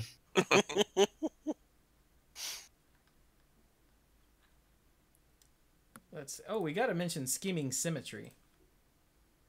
What is Scheming Symmetry? It's in black. Okay. For a single black, it's a rare sorcery. Choose 2 target players. Each of them searches their library for a card, then shuffles their library and puts that card on top of it. It's a double Vampiric Tutor without the life loss. Yeah. But your opponent will, in theory, draw the card first, so... Unless you do something to make that not happen. Yeah. Okay. I could see this being fairly powerful, especially early in the game, because early in the game, maybe you already have an idea, maybe you have a combo deck or something, you know what you're going to get. Your opponent may not know, okay, do I get a land? Do I get a creature? What are they doing? So I can almost see hey, run this out on turn 1, good to go, Kind of play some mind games with them. You know how much I love mind games. Not the card mind games, that's just weird. But, well, no, I actually like the card mind games. Is it in this set? I don't see it yet. Anyway. Someone's microwave. That's my little phone. It's running low on battery. Ah. You can hear that from the other side of the room? Oh, yeah. Oh, yeah. All right. Let me go. Plug it in. So yeah, Scheming Symmetry. And of course, as freaking everyone in the known universe has said, yes, 2-headed giant. You play this in 2-headed giant, it's really funny. that one time that anyone will ever play Two-Headed Giant, which is maybe at the M20 pre-release. It's massively overpowered in that one specific case. The magic hive mind fascinates me. Well, because I mean, everyone's like, "Oh my god, it's so great at Two-Headed Giant." I'm like, "Yeah, sure." As if that'll ever happen ever.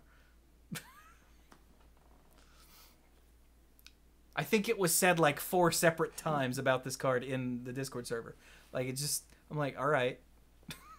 But Chewy. What? Two-Headed Giant. Shut up. You can target your teammate. You can. I really like the art on Angel of Vitality. I also think Angel of Vitality is not bad for an uncommon. For 2 and a white, it's a 2/2 flyer, so it's right on curve. And if you gain life, you gain that much life plus 1 instead. Seems cool. And it gets +2/+2 as long as you have 25 or more life. So, but the art is just fantastic. Oh, it actually says 25. That's too bad. I wonder why they didn't go with the 5 more than your starting life total on this one. Maybe they felt like having a 4/4 for 3 in Commander isn't like, wow. I mean, this thing versus Sarah Ascendant, it's not even close.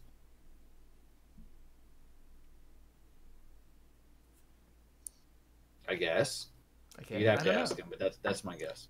So I got a whisper in the Twitch chat. I'm using the pop out chat, so I can't whisper back. A rules question about scheming, symmetry, and hive mind. That's not a whisper. It's not a whisper. No, what they is just that? tagged you. Oh, that's just a tag. Yeah. Oh, okay. Okay, cool. So yeah, I was away when I saw that. So this in hive mind. Yeah, everyone will get a copy, but you'll have to really pay attention to who's doing what, because if a second one resolves on you, you'll have to shuffle your library. So. Oh, that's true.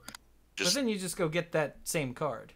Yeah, basically. So you could just... Yeah, that's true. No, so I really want this card, guys. Come on.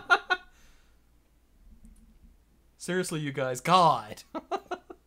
You're right. Sorry, I'm Waluigi now. So, what do we think about the color identities in this set? Where this set really feels like, to me, we just had Modern Horizons. Modern Horizons, okay, we get it. But, like, now we've got Protection back. And we've got hate cards in colors. We've got Devout Decree in white for 1 and a white, uncommon sorcery. Exile target creature or planeswalker that's black or red. Scry 1. And there's other examples throughout each color. I just picked that one out because we were there. But we've got some of the haterade going on here. What do we think about that? Oh, man. Look at Veil of Summer in green. Veil of Summer. I think I saw it. This card's crazy. Dirk, did you see this? Mm-mm. So for a green, Veil of Summer is an instant that's uncommon. Draw a card. If an opponent has cast a blue or black spell this turn, spells you control can't be countered this turn. You and permanents you control gain hexproof from blue and from black until end of turn. Hey, blue and black. I don't like you. Yeah. Raises the middle finger. Is that the finger that's dominant? I've noticed that there's a bunch of art where the hand is up, where the hand is doing something, like Veil of Summer, and there's a black card where the person's got their hand up like John Cena, Dread Presence. I don't know. They're all just flashing gang signs, Dirk. It's fine. Is that what it is? Maybe that's what it is to me. First time I read Veil of Summer, I just kind of passed over it. I'm like, okay, cool. So you got an ability in here that doesn't matter if they're playing blue or black, because you've got the spells you control can't be countered. And I was like, wait a minute. But if they're not playing blue or black, my spells probably aren't getting countered. Probably. So. Red Elemental Blast, gotcha. Oh, come on, man. Legacy playable. Woo! All right, I think Skyotong is gonna have a small conniption if we don't talk about this green-black enchantment. And I was going to mention it a while ago, but then the next time it came around to me, like Brian asked me about a specific card. I'm like, okay, well, I guess I'll answer Brian's question. Well, I thought that you'd like it. Doesn't mean you can't say no. So, hey, what do you think about this other thing? So Moldavine Reclamation for 3 black and a green. It's an uncommon enchantment. I was a little surprised that it was uncommon, but it does cost 5, so it's okay. Whenever a creature you control dies, you gain 1 life and draw a card. You don't have to jump through any hoops. You just gotta pay your 5 mana, and eventually you'll get the benefits from it. Honestly, this feels more like a me card. A little bit. Yeah. You could somehow splash a little green into your Undying deck, yeah. Oh, Nether Shadow died. Darn. Game 1 life. I think that Risen Reef is a card for all of us. I mean, like, well, it is green blue, so yeah. And I know that you like those are your favorite colors, Dirk. But I mean, like, literally everyone that we have ever played with should love this card. If you know what it does, for 1 a green and a blue, 1/1 elemental. Whenever it or another elemental enters the battlefield under your control, look at the top card of your library. If it's a land card, you may put it onto the battlefield tapped. If you don't, put the card onto the battlefield, put it into your hand. This is Coiling Oracle.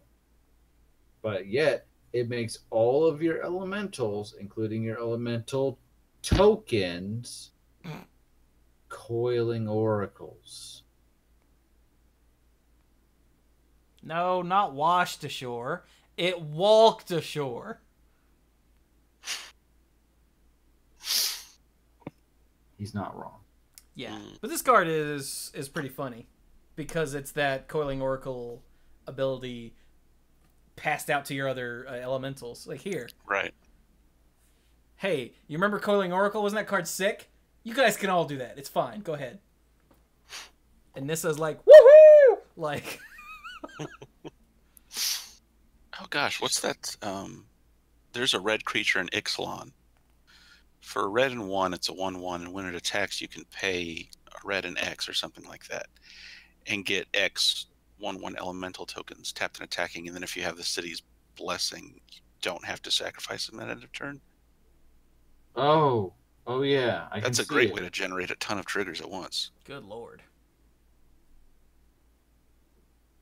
You're in 3 colors, but these are the 3 colors that are concepted as the elemental colors for this set.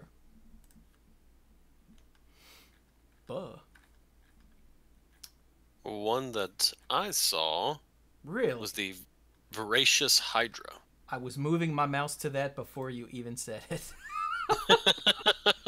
What's it do there?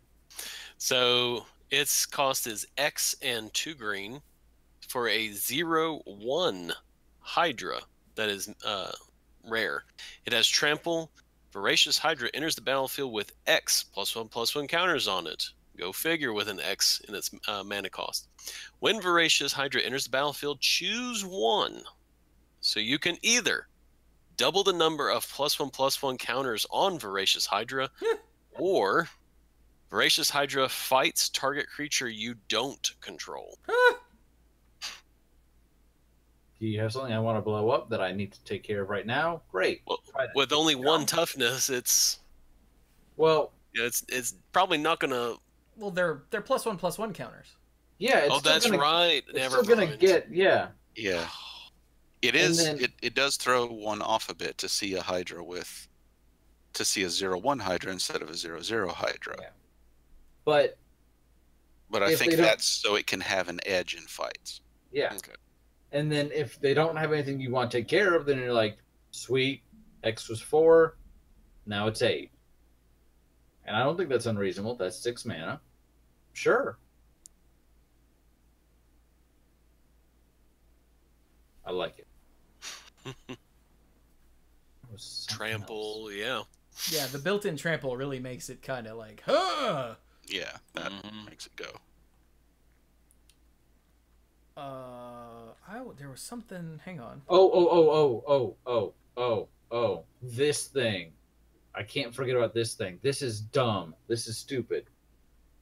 Rotting Registar. That's the one. Yeah. That's the one I was thinking of. What is it, Chewy? Go ahead. Well, it's. So how did I get to here? What just happened? For anyone that played Hearthstone, you remember the 4-mana 7/7? Like, that was a thing in Hearthstone. The Flame Wreath Faceless. So it was a 4-mana 7/7. Yeah. It had an overload cost of what, 2? Might have been 3. I don't think it was 3. Okay. Oh, I remember that 2. now. I think it was 2. Yeah, overload means it takes away 2 lands next turn, essentially. It took me a minute to remember, but yeah, it has 2. But yeah, what about... So let's knock off 1 toughness. It'll be fine. So a 4-mana 7/6. That sounds fair, right? It's perfectly fair. It's fine. Yeah. That's not good enough. What if we had a 7/6 for 2 and a black? So a 3-mana 7/6, and it's a zombie dinosaur. Because zombies, zombies have tribal support right now, and at least for a little while longer, we got dinosaur support. Yeah, we got 3 months of Ixalan and M20 being together in standard. And because the 3-mana 7/6 is utterly ridiculous, they added in this drawback of, at the beginning of your upkeep, discard a card. Which is admittedly pretty big, but... That will add up. Especially if they can block for a while. But you also have to notice, it doesn't say, or sacrifice this. Yes. Yeah. So if you run out of cards, oh well. Okay. Oh darn. I still just have my 7/6. Yeah, I still have my 7/6 that I've had since turn 3. And okay, so maybe the worst case scenario is you play it, they're like, oh shoot, they pass back to you, and then once you've discarded a card, then they blow it up. All right. Okay, that is worst case scenario, yeah. That you're down a card and you don't have anything to show for it. They've still used a removal spell on.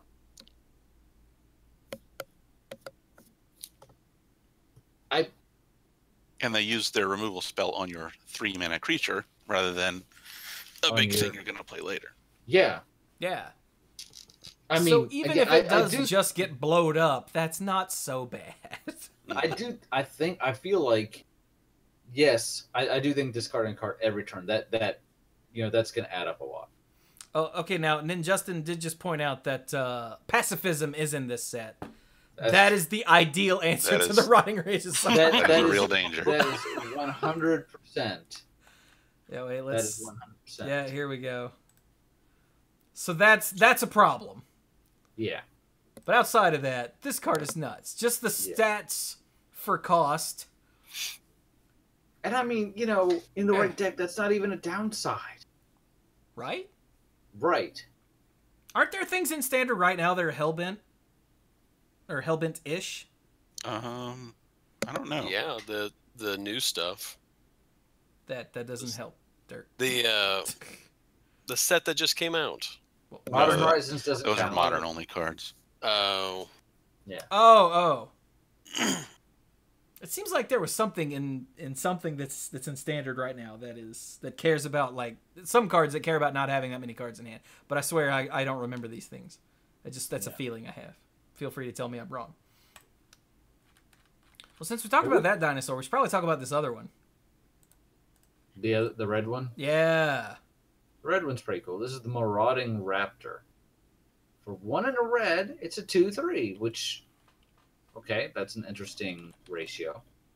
It's a dinosaur. It is rare. Creature spells you cast cost 1 less to cast. And you're like, okay, dinosaurs costing less. That's tribal. I get no. All creature spells you cast. Wait, in my head, that said dinosaur. No, it's all. Jesus. Well, it doesn't say all, but it means creatures. It means all. In general. Yes. So, yeah. Think about that for a minute. All right. Whenever another creature enters the battlefield under your control, Marauding Raptor deals 2 damage to it. If a dinosaur is dealt damage this way, Marauding Raptor gets +2/+0 until end of turn. Huh. So it snaps at whatever you play, right. and if it snaps at another dinosaur, it has to puff up and look big and scary. I guess. Or it's like, I love dinosaur meat in the morning. Oh man, that stuff is delicious. If you're a marauding raptor. So But- the ideal turn 2 is marauding raptor. Turn 3, rotting Regisaur, swing for 4. Yeah. Like, And that seems fine. the rotting Regisaur is like, did something just happen? I've got 6 toughness. I don't care.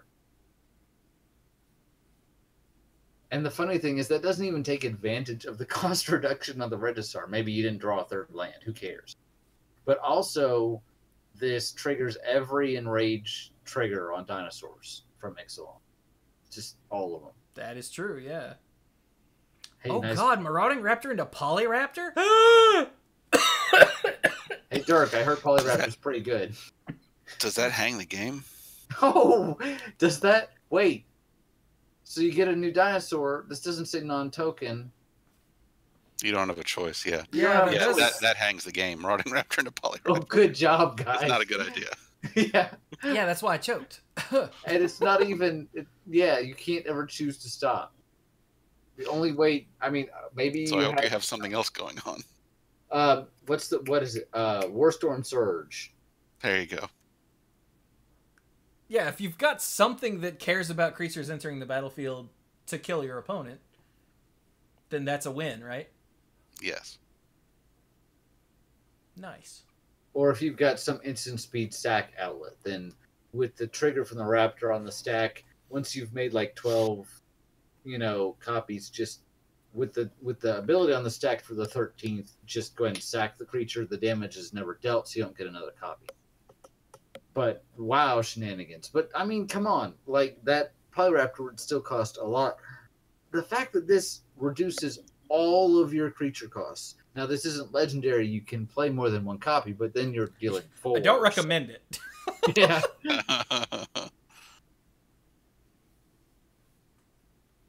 Wow. That card's crazy talk. Yeah. Well, we should probably save a couple for next week, and it is getting on. But I do want to know Chewy's thoughts on Dread Presence. That sounds like a black card. It is awesome. a very black card. Okay, well, Mike, what's your thoughts on it? Oh, this guy, yeah. It's a Dread Presence for 3 and a black. It's a rare 3/3 nightmare. Love that. So a hill giant nightmare. Whenever a swamp enters the battlefield under your control, choose one. You draw a card and you lose 1 life. Or Dread Presence deals 2 damage to any target and you gain 2 life. Once again, Scape Shift is in Standard.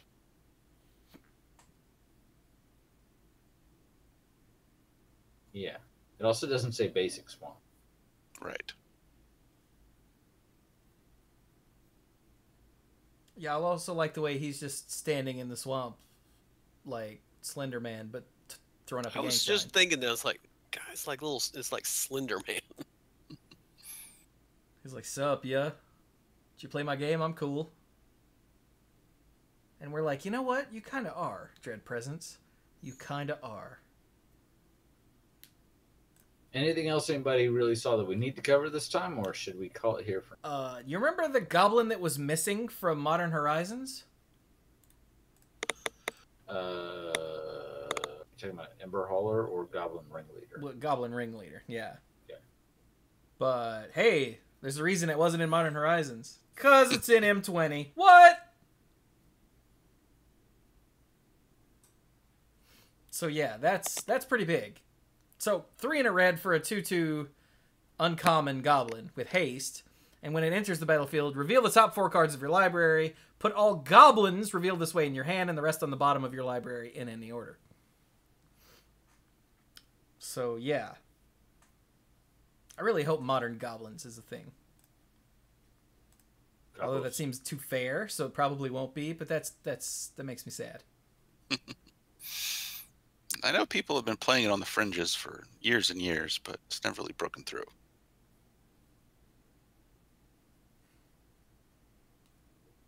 Oh, is Was Goblin Ringleader already in Modern? That would be why they couldn't put it in Modern Horizons then. I didn't think it was. Gatherer. Goblin War Chief just showed up recently. That was in Dominaria, right? Goblin Ringleader was in... Nope. It was just in Apocalypse. This is... What is this? Elves vs. Goblins, Vintage Masters, the Dual Decks Anthology, and Merfolk vs. Goblins. So no, it wasn't already in Modern. So, yeah. Yeah, I just clicked on a link for an article for today, and they have the tokens for this set, and they're all full art tokens. Oh yeah, hey, give us that link. Coming up. I just happened to see that. I was like, is there anything else I missed from today? Since I've just said, hey, I think we should be done. So, Yeah, let's glance at these real quick, because these are pretty. Yeah, they are nice. Got a Ajani's Pride Mate from Ajani. Soldier, Spirit with Flying. Elemental Bird from the Blue Planeswalker. Demon. Good lord, look at that demon. Do we know what makes a 5/5 demon yet? Not yet. I know that we do. Okay. 2/2 Zombie. 1/1 Elemental. 2/2 Wolf. 3/3 Golem. Presumably from the White Cavalier. Treasure. We have not seen the whatever makes the treasure token, but I want that to be an evergreen thing because it just makes a lot of sense mechanically. And then Not Chandra, really with the flavor of treasure, though, sadly. I guess treasure's alright. Yeah. Yeah, I mean, that I like could be evergreen. Clue. Right. Clue is the one that is less flavorfully fitting. Yeah. Mm-hmm. But that was tied in specifically to what was going on in that set at that time. Jason's like, I'm a detective now. I'm like, you go, buddy. Go. So yeah, they've got the full art treatment going, which honestly sets tokens apart enough to be like, I'm now that I see this, I'm like, oh, why have they never done this before? I mean, because this reminds me of you go to Magic Fests and you see lots of artists with their custom tokens, and this style reminds me of what I have seen artists do previously, and it's the same feeling of like, you guys finally caught up, huh? So yeah. Oh, look at a pretty puppy. Oh my god. Oh my god. Okay, wait, no, there's one more card we have to talk about, and right. It'll only take a second, but it's the best card ever. Okay. Is it in the visual spoiler yet, or no? Okay. Okay, found it. It is the Ferocious Pup. Okay. Oh, that is. For 2 and a green, it's a common wolf. That's a 0/1. And when Ferocious Pup enters the battlefield, create a 2/2 green wolf creature token. Oh, he's such a good boy. Right? It's when you summon the pup, Mom comes with him to make sure he doesn't get eaten or something. And so when he goes at his cute little face, whatever is being growled at will look up at Mom and go, ah! And run. And then baby boy here will feel better about himself. Aww. That's cute. But yeah, this is the best card ever. I liked it. He's so adorable, and Mom in the background is so terrifying. I love the way that they did the shading with this, where the most prominent feature about her is her muzzle and her eyes. You don't have to even have a full sense of her entire scale. It's somewhat terrifying, and yet your eyes are still drawn downward to where the light is. Yeah. Aww.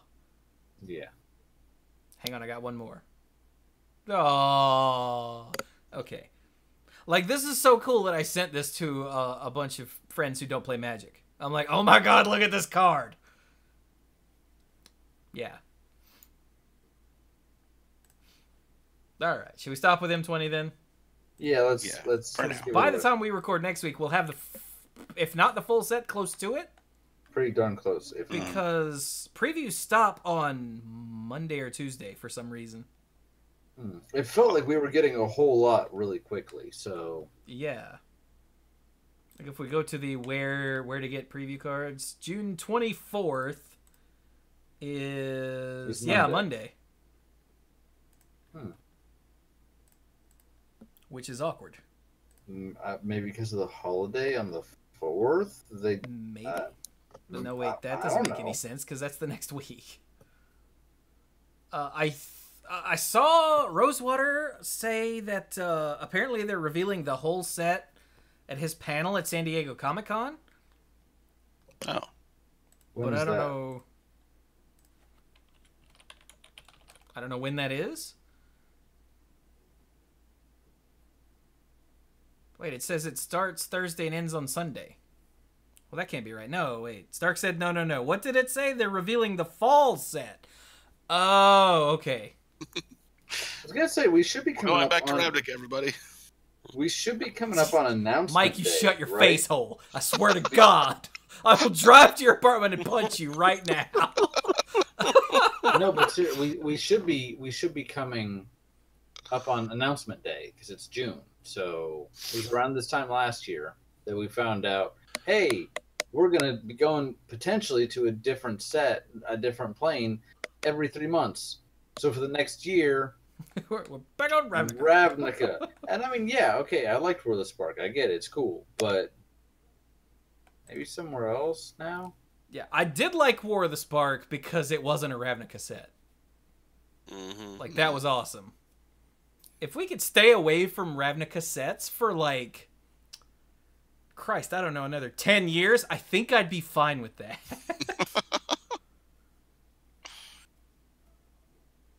I'm just saying. Anyway, So when is San Diego Comic Con? so it ends on Sunday. Okay.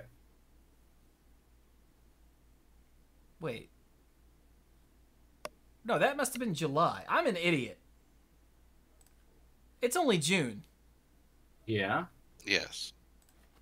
SDCC dates. Yeah, that's July. So never mind. I have no idea why previews end on a Monday then. Like, I got nothing. I'm sitting here 'Cause grasping they're at straws, and I'm tired. grasping at straws. I'm like Brian reading a card out loud for the first time. I'm just not even seeing the words or finishing the lines. It's terrible. When this just oh, that's cool. Okay, what are we gonna talk about next? Right. So Anyway.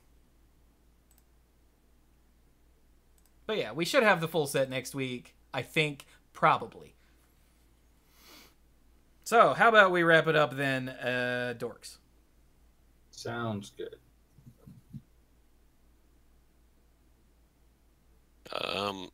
I'm tired. Well, why don't you go ahead and take your final thought then? Final thoughts.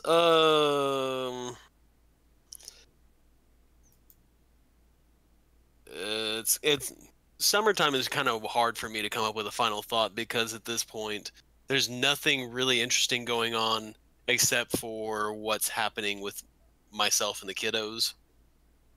And I guess the only thing is that, as I was telling Brian, that I've really been wanting to get Trevor to read Harry Potter, and so I found the best way to get Trevor to play or to read Harry Potter is whenever we went over and played Magic together last time. Trevor played the Harry Potter Lego game with Sam, and Trevor really liked it, and so I bought the game and told Trevor that if he wanted to play it with me, he had to read the Harry Potter books. And so the quickest way to do that is with my Audible account. I have all 7 books, and so this week we sat and we went through the book and got the first one done. So we got to watch the movie today, and this weekend we'll see if we can play the first year on the Lego Harry Potter game. Nice. But essentially, that's it for me. Like I said, during the summer, there is nothing exciting happening for me other than, the kids do schoolwork, because I flat out refuse to let them do nothing over the summer but just play games, watch TV, and all that. I refuse to let that happen. And so they do school stuff during each day during the week. And they have to do school stuff if they want to have the rest of the afternoon to, watch a show or do some of that sort. They have to do school stuff to get that privilege. But Dad, Right?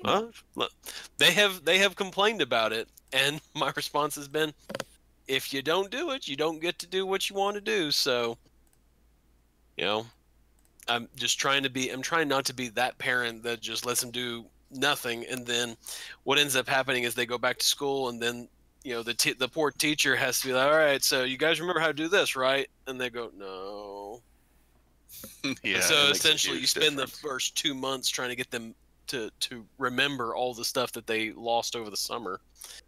So, Trevor essentially is just doing stuff to just maintain his level. Leighton's actually in new content. So he's actually adding and subtracting larger numbers and having to write and read and do all this other stuff. So I'm very impressed by him right now. I would just like to point out I'm glad Dirk isn't my dad.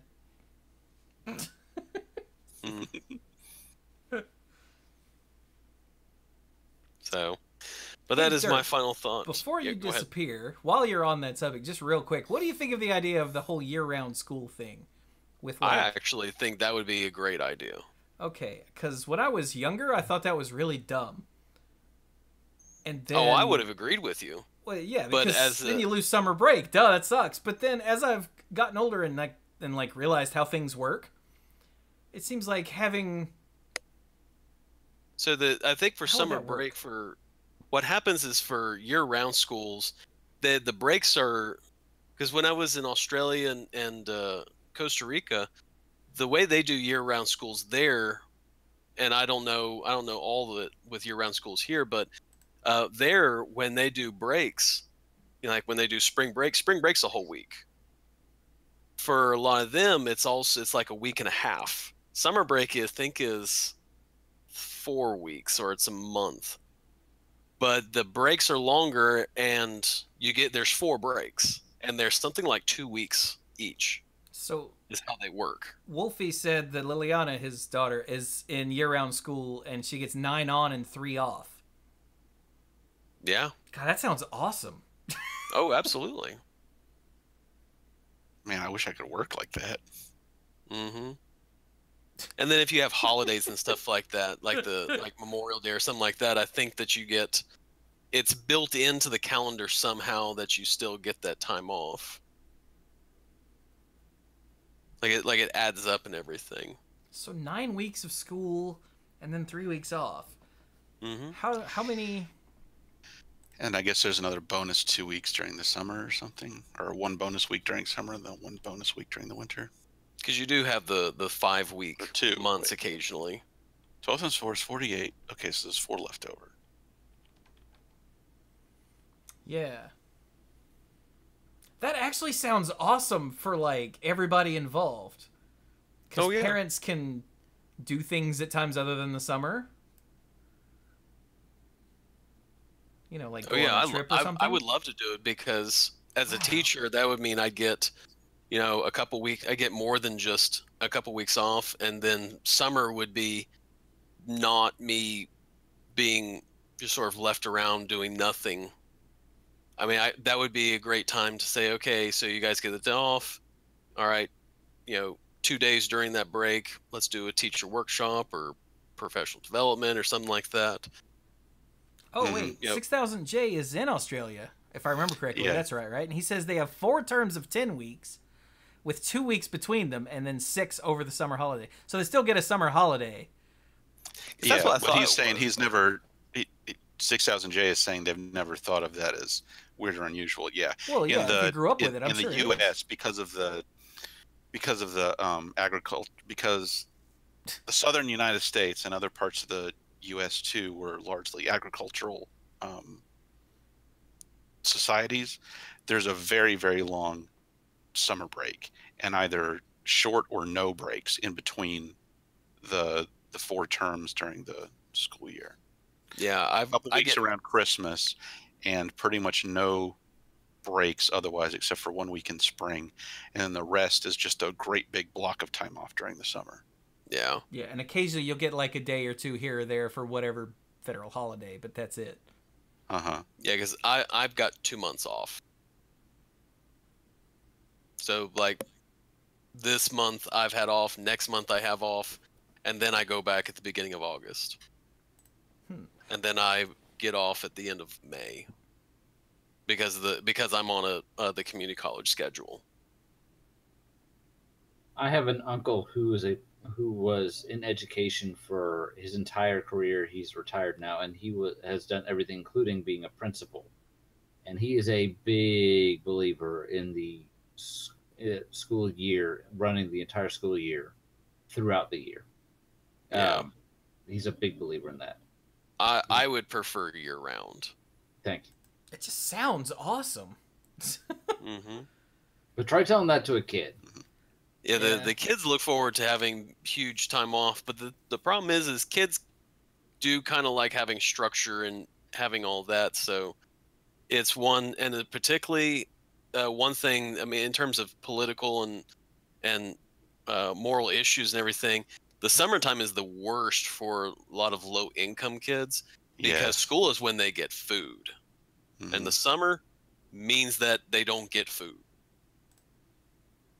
So that's one of those things too, where year-round school would actually be great for a lot of those families. Mm-hmm.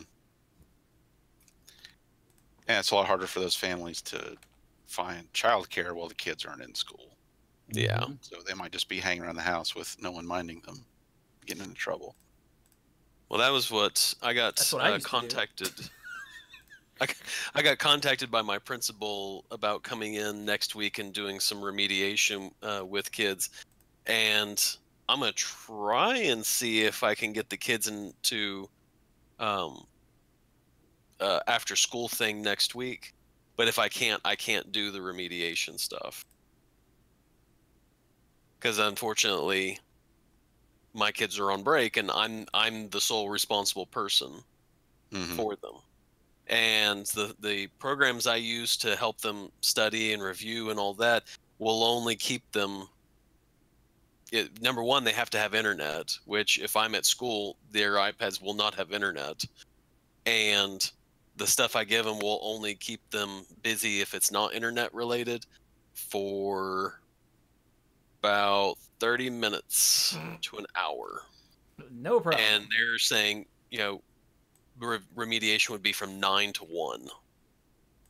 I'm going, yeah, there's no way my kids are going to stay still for that long. Anyway, I just thought I would throw that out as a random thought, just out of the blue. Yeah. Because, like, kids are going to love the giant 2-month break in the middle, but let's be honest, kids are stupid. Yeah, I mean, they don't know any better. Yeah, okay, not stupid. They're ignorant. They don't know. Yeah. So, of course, kids are like, no, I want to have the one giant break in the summer because summer break, woo! No. Yeah, like now, as an adult who works for myself, I would love to be able to do 9 work weeks and 2 off. That would be freaking sick. I agree. I actually did not like summer breaks as much as during the week when I was growing up, because during that time I only got to see my friends that were in the neighborhood. It wasn't until the school week was when I actually got to see people. I got to do stuff. Like I loved high school because I got to do sports. I got to do all this stuff with other people. At some point, I didn't feel locked away.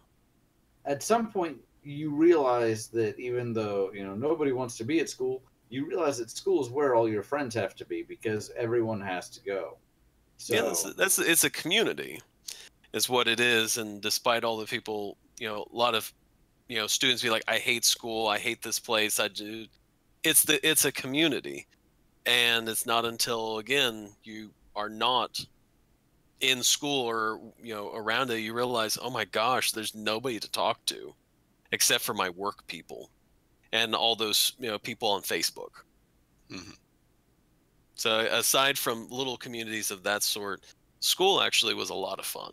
I liked it. My students hate it, but that's because they don't know.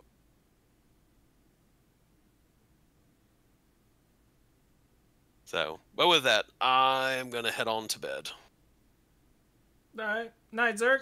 So good night, everybody. Good night. All right. Let's wrap this up then. Yeah. So, my final thought. Set looks cool. Had a good time in DC. Very glad Mike went. Would have been rough without him. Yay, cards and games and stuff. Woohoo. Cookies and cakes and junk and stuff. I had a cookie for dessert. Mike? I'm going to go get zucchini bread as soon as we're done with the show. Sorry. Yummy. I have to be honest, I still have mixed feelings about going to DC just because I don't know, I had an unfun experience and it really got to me. And maybe I'll reevaluate how I approach these. I think part of it is because I just didn't feel like, I'm sure part of it was because I just wasn't as in practice with Magic, with just playing Magic and building decks and whatever. Because like when we went to the last big one that Brian and I went to in Orlando, I was still, going to FNM regularly, or fairly regularly at that point, and I would do a draft every once in a while and whatever. But the games I play now are much fewer and farther between, and maybe I just need to, if I want to do stuff like that, maybe just do side events or just wait for a time when I'm not just as rusty in general to be able to play and feel better about what's going on. I don't know. It gave me a lot to think about. Yeah. Like, honestly, had I had any interest in going and been able to go, I still wouldn't have played in the main event. Like, if I was going to play Magic and not to work. Mm-hmm. Which, if I did go, it would be to play Magic and not to work, because I'm frankly getting too old for that sort of thing. But Yeah. But yeah, I wouldn't even have joined the main event myself. Just because, I don't know, a huge top-heavy GP in sealed that I just have no chance of doing well enough to make it worth the time. Yeah, that's the thing for me too. I'm not good enough and I'm not in practice enough to join an event like, the main event of a Grand Prix and actually have anything to show for it after I'm done. Yeah. I would feel a lot better and have a much more solid sense of accomplishment just from, playing several shorter little side events with more like immediate chances at actually getting something. Yeah. Like back at, oh God, I guess it was the last GP Charlotte maybe, or one of the GP Charlottes when, Mm-hmm. I think it was Charlotte, when Billy and Salsky and their crew, Yeah. they all got like the pass to do, whatever the infinite some kind of side event Mm-hmm. thing, and they would go sign up, get in the line, get the product, open it, and be like, sweet. And if there was time before the next one, maybe they'd play a round or two, and if not, they'd say appreciate you, take all their stuff, get up and leave, go do something else. When the next one started, That's right. The first couple of those, they had that weird exploit with the sealed stuff that people would go to and grab their stuff and drop. Yeah. So if And you're looking eventually to they just turned that into a feature. yeah, if you're looking to just acquire stuff, that was the way you did it. But then they've got like the 8-person queues and whatnot every time one fires, or they get 8 people, it'll fire, and they gather them up and go sit them over here and play your tournament or do your draft or whatever. Like that sort of thing sounds awesome. Yeah, they had an area set aside.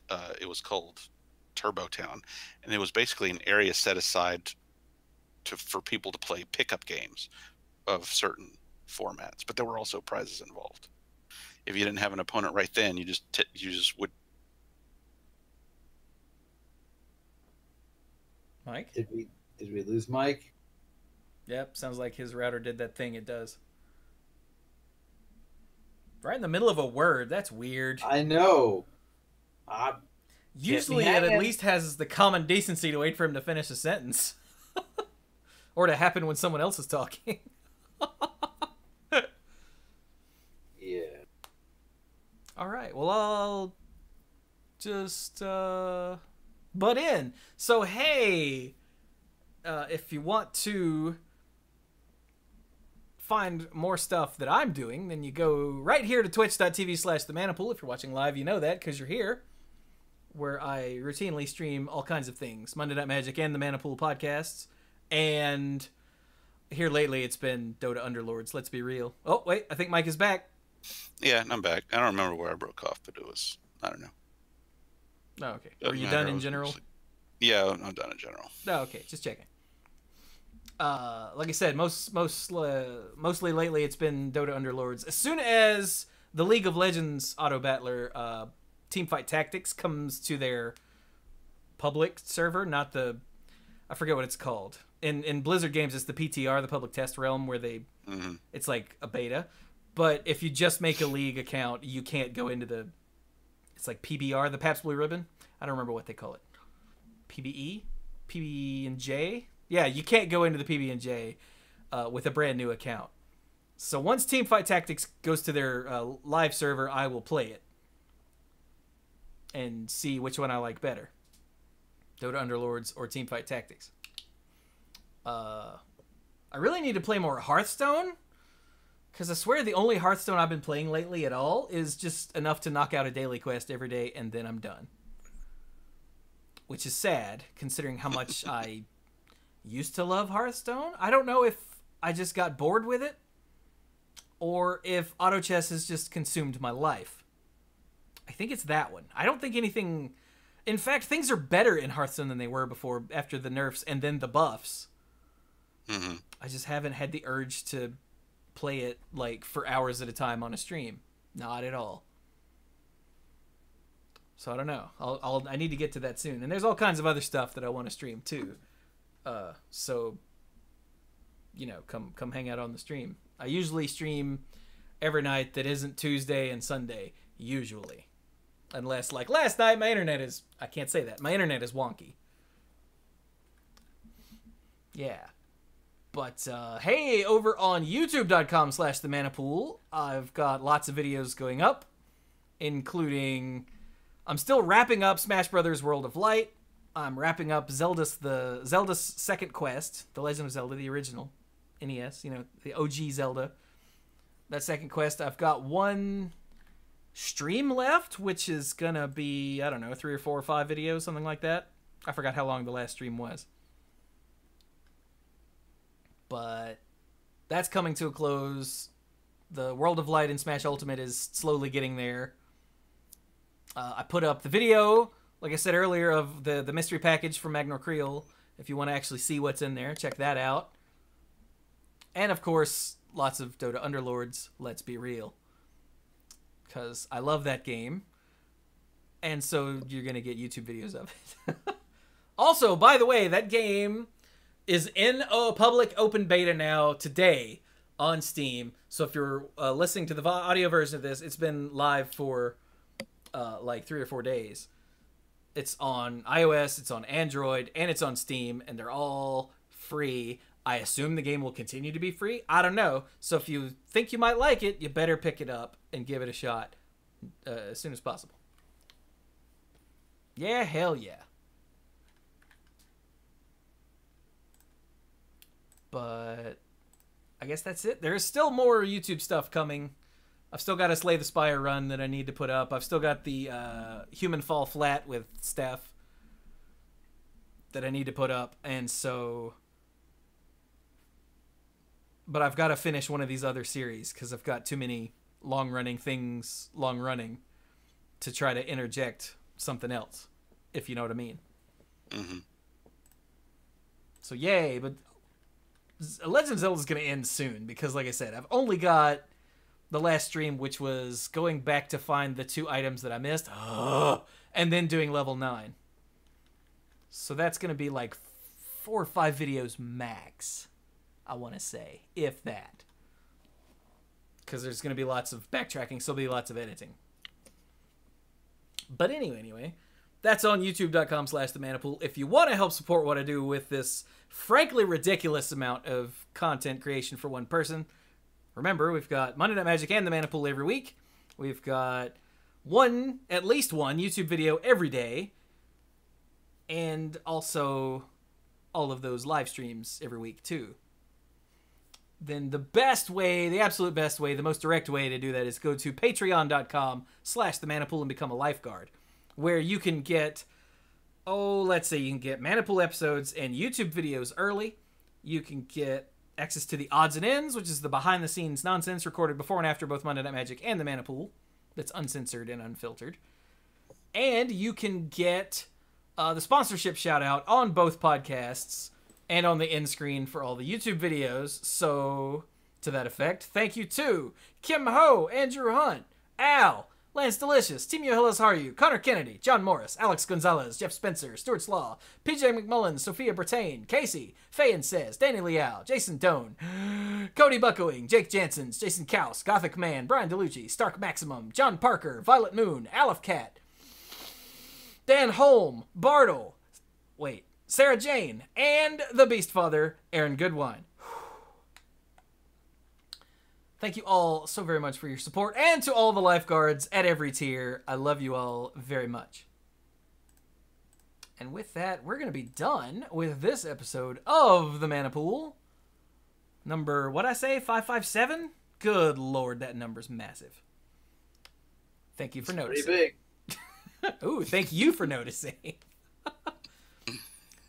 Hey, man, I can't even help but notice. Something that big is right there. I just got to be like, yeah. Mike also noticed he just can't speak. He's like, I'm just too shy. I'm just too shy about such things. All right, with that, we're done for real now. So thank you all so very much for joining us. And go play some Magic.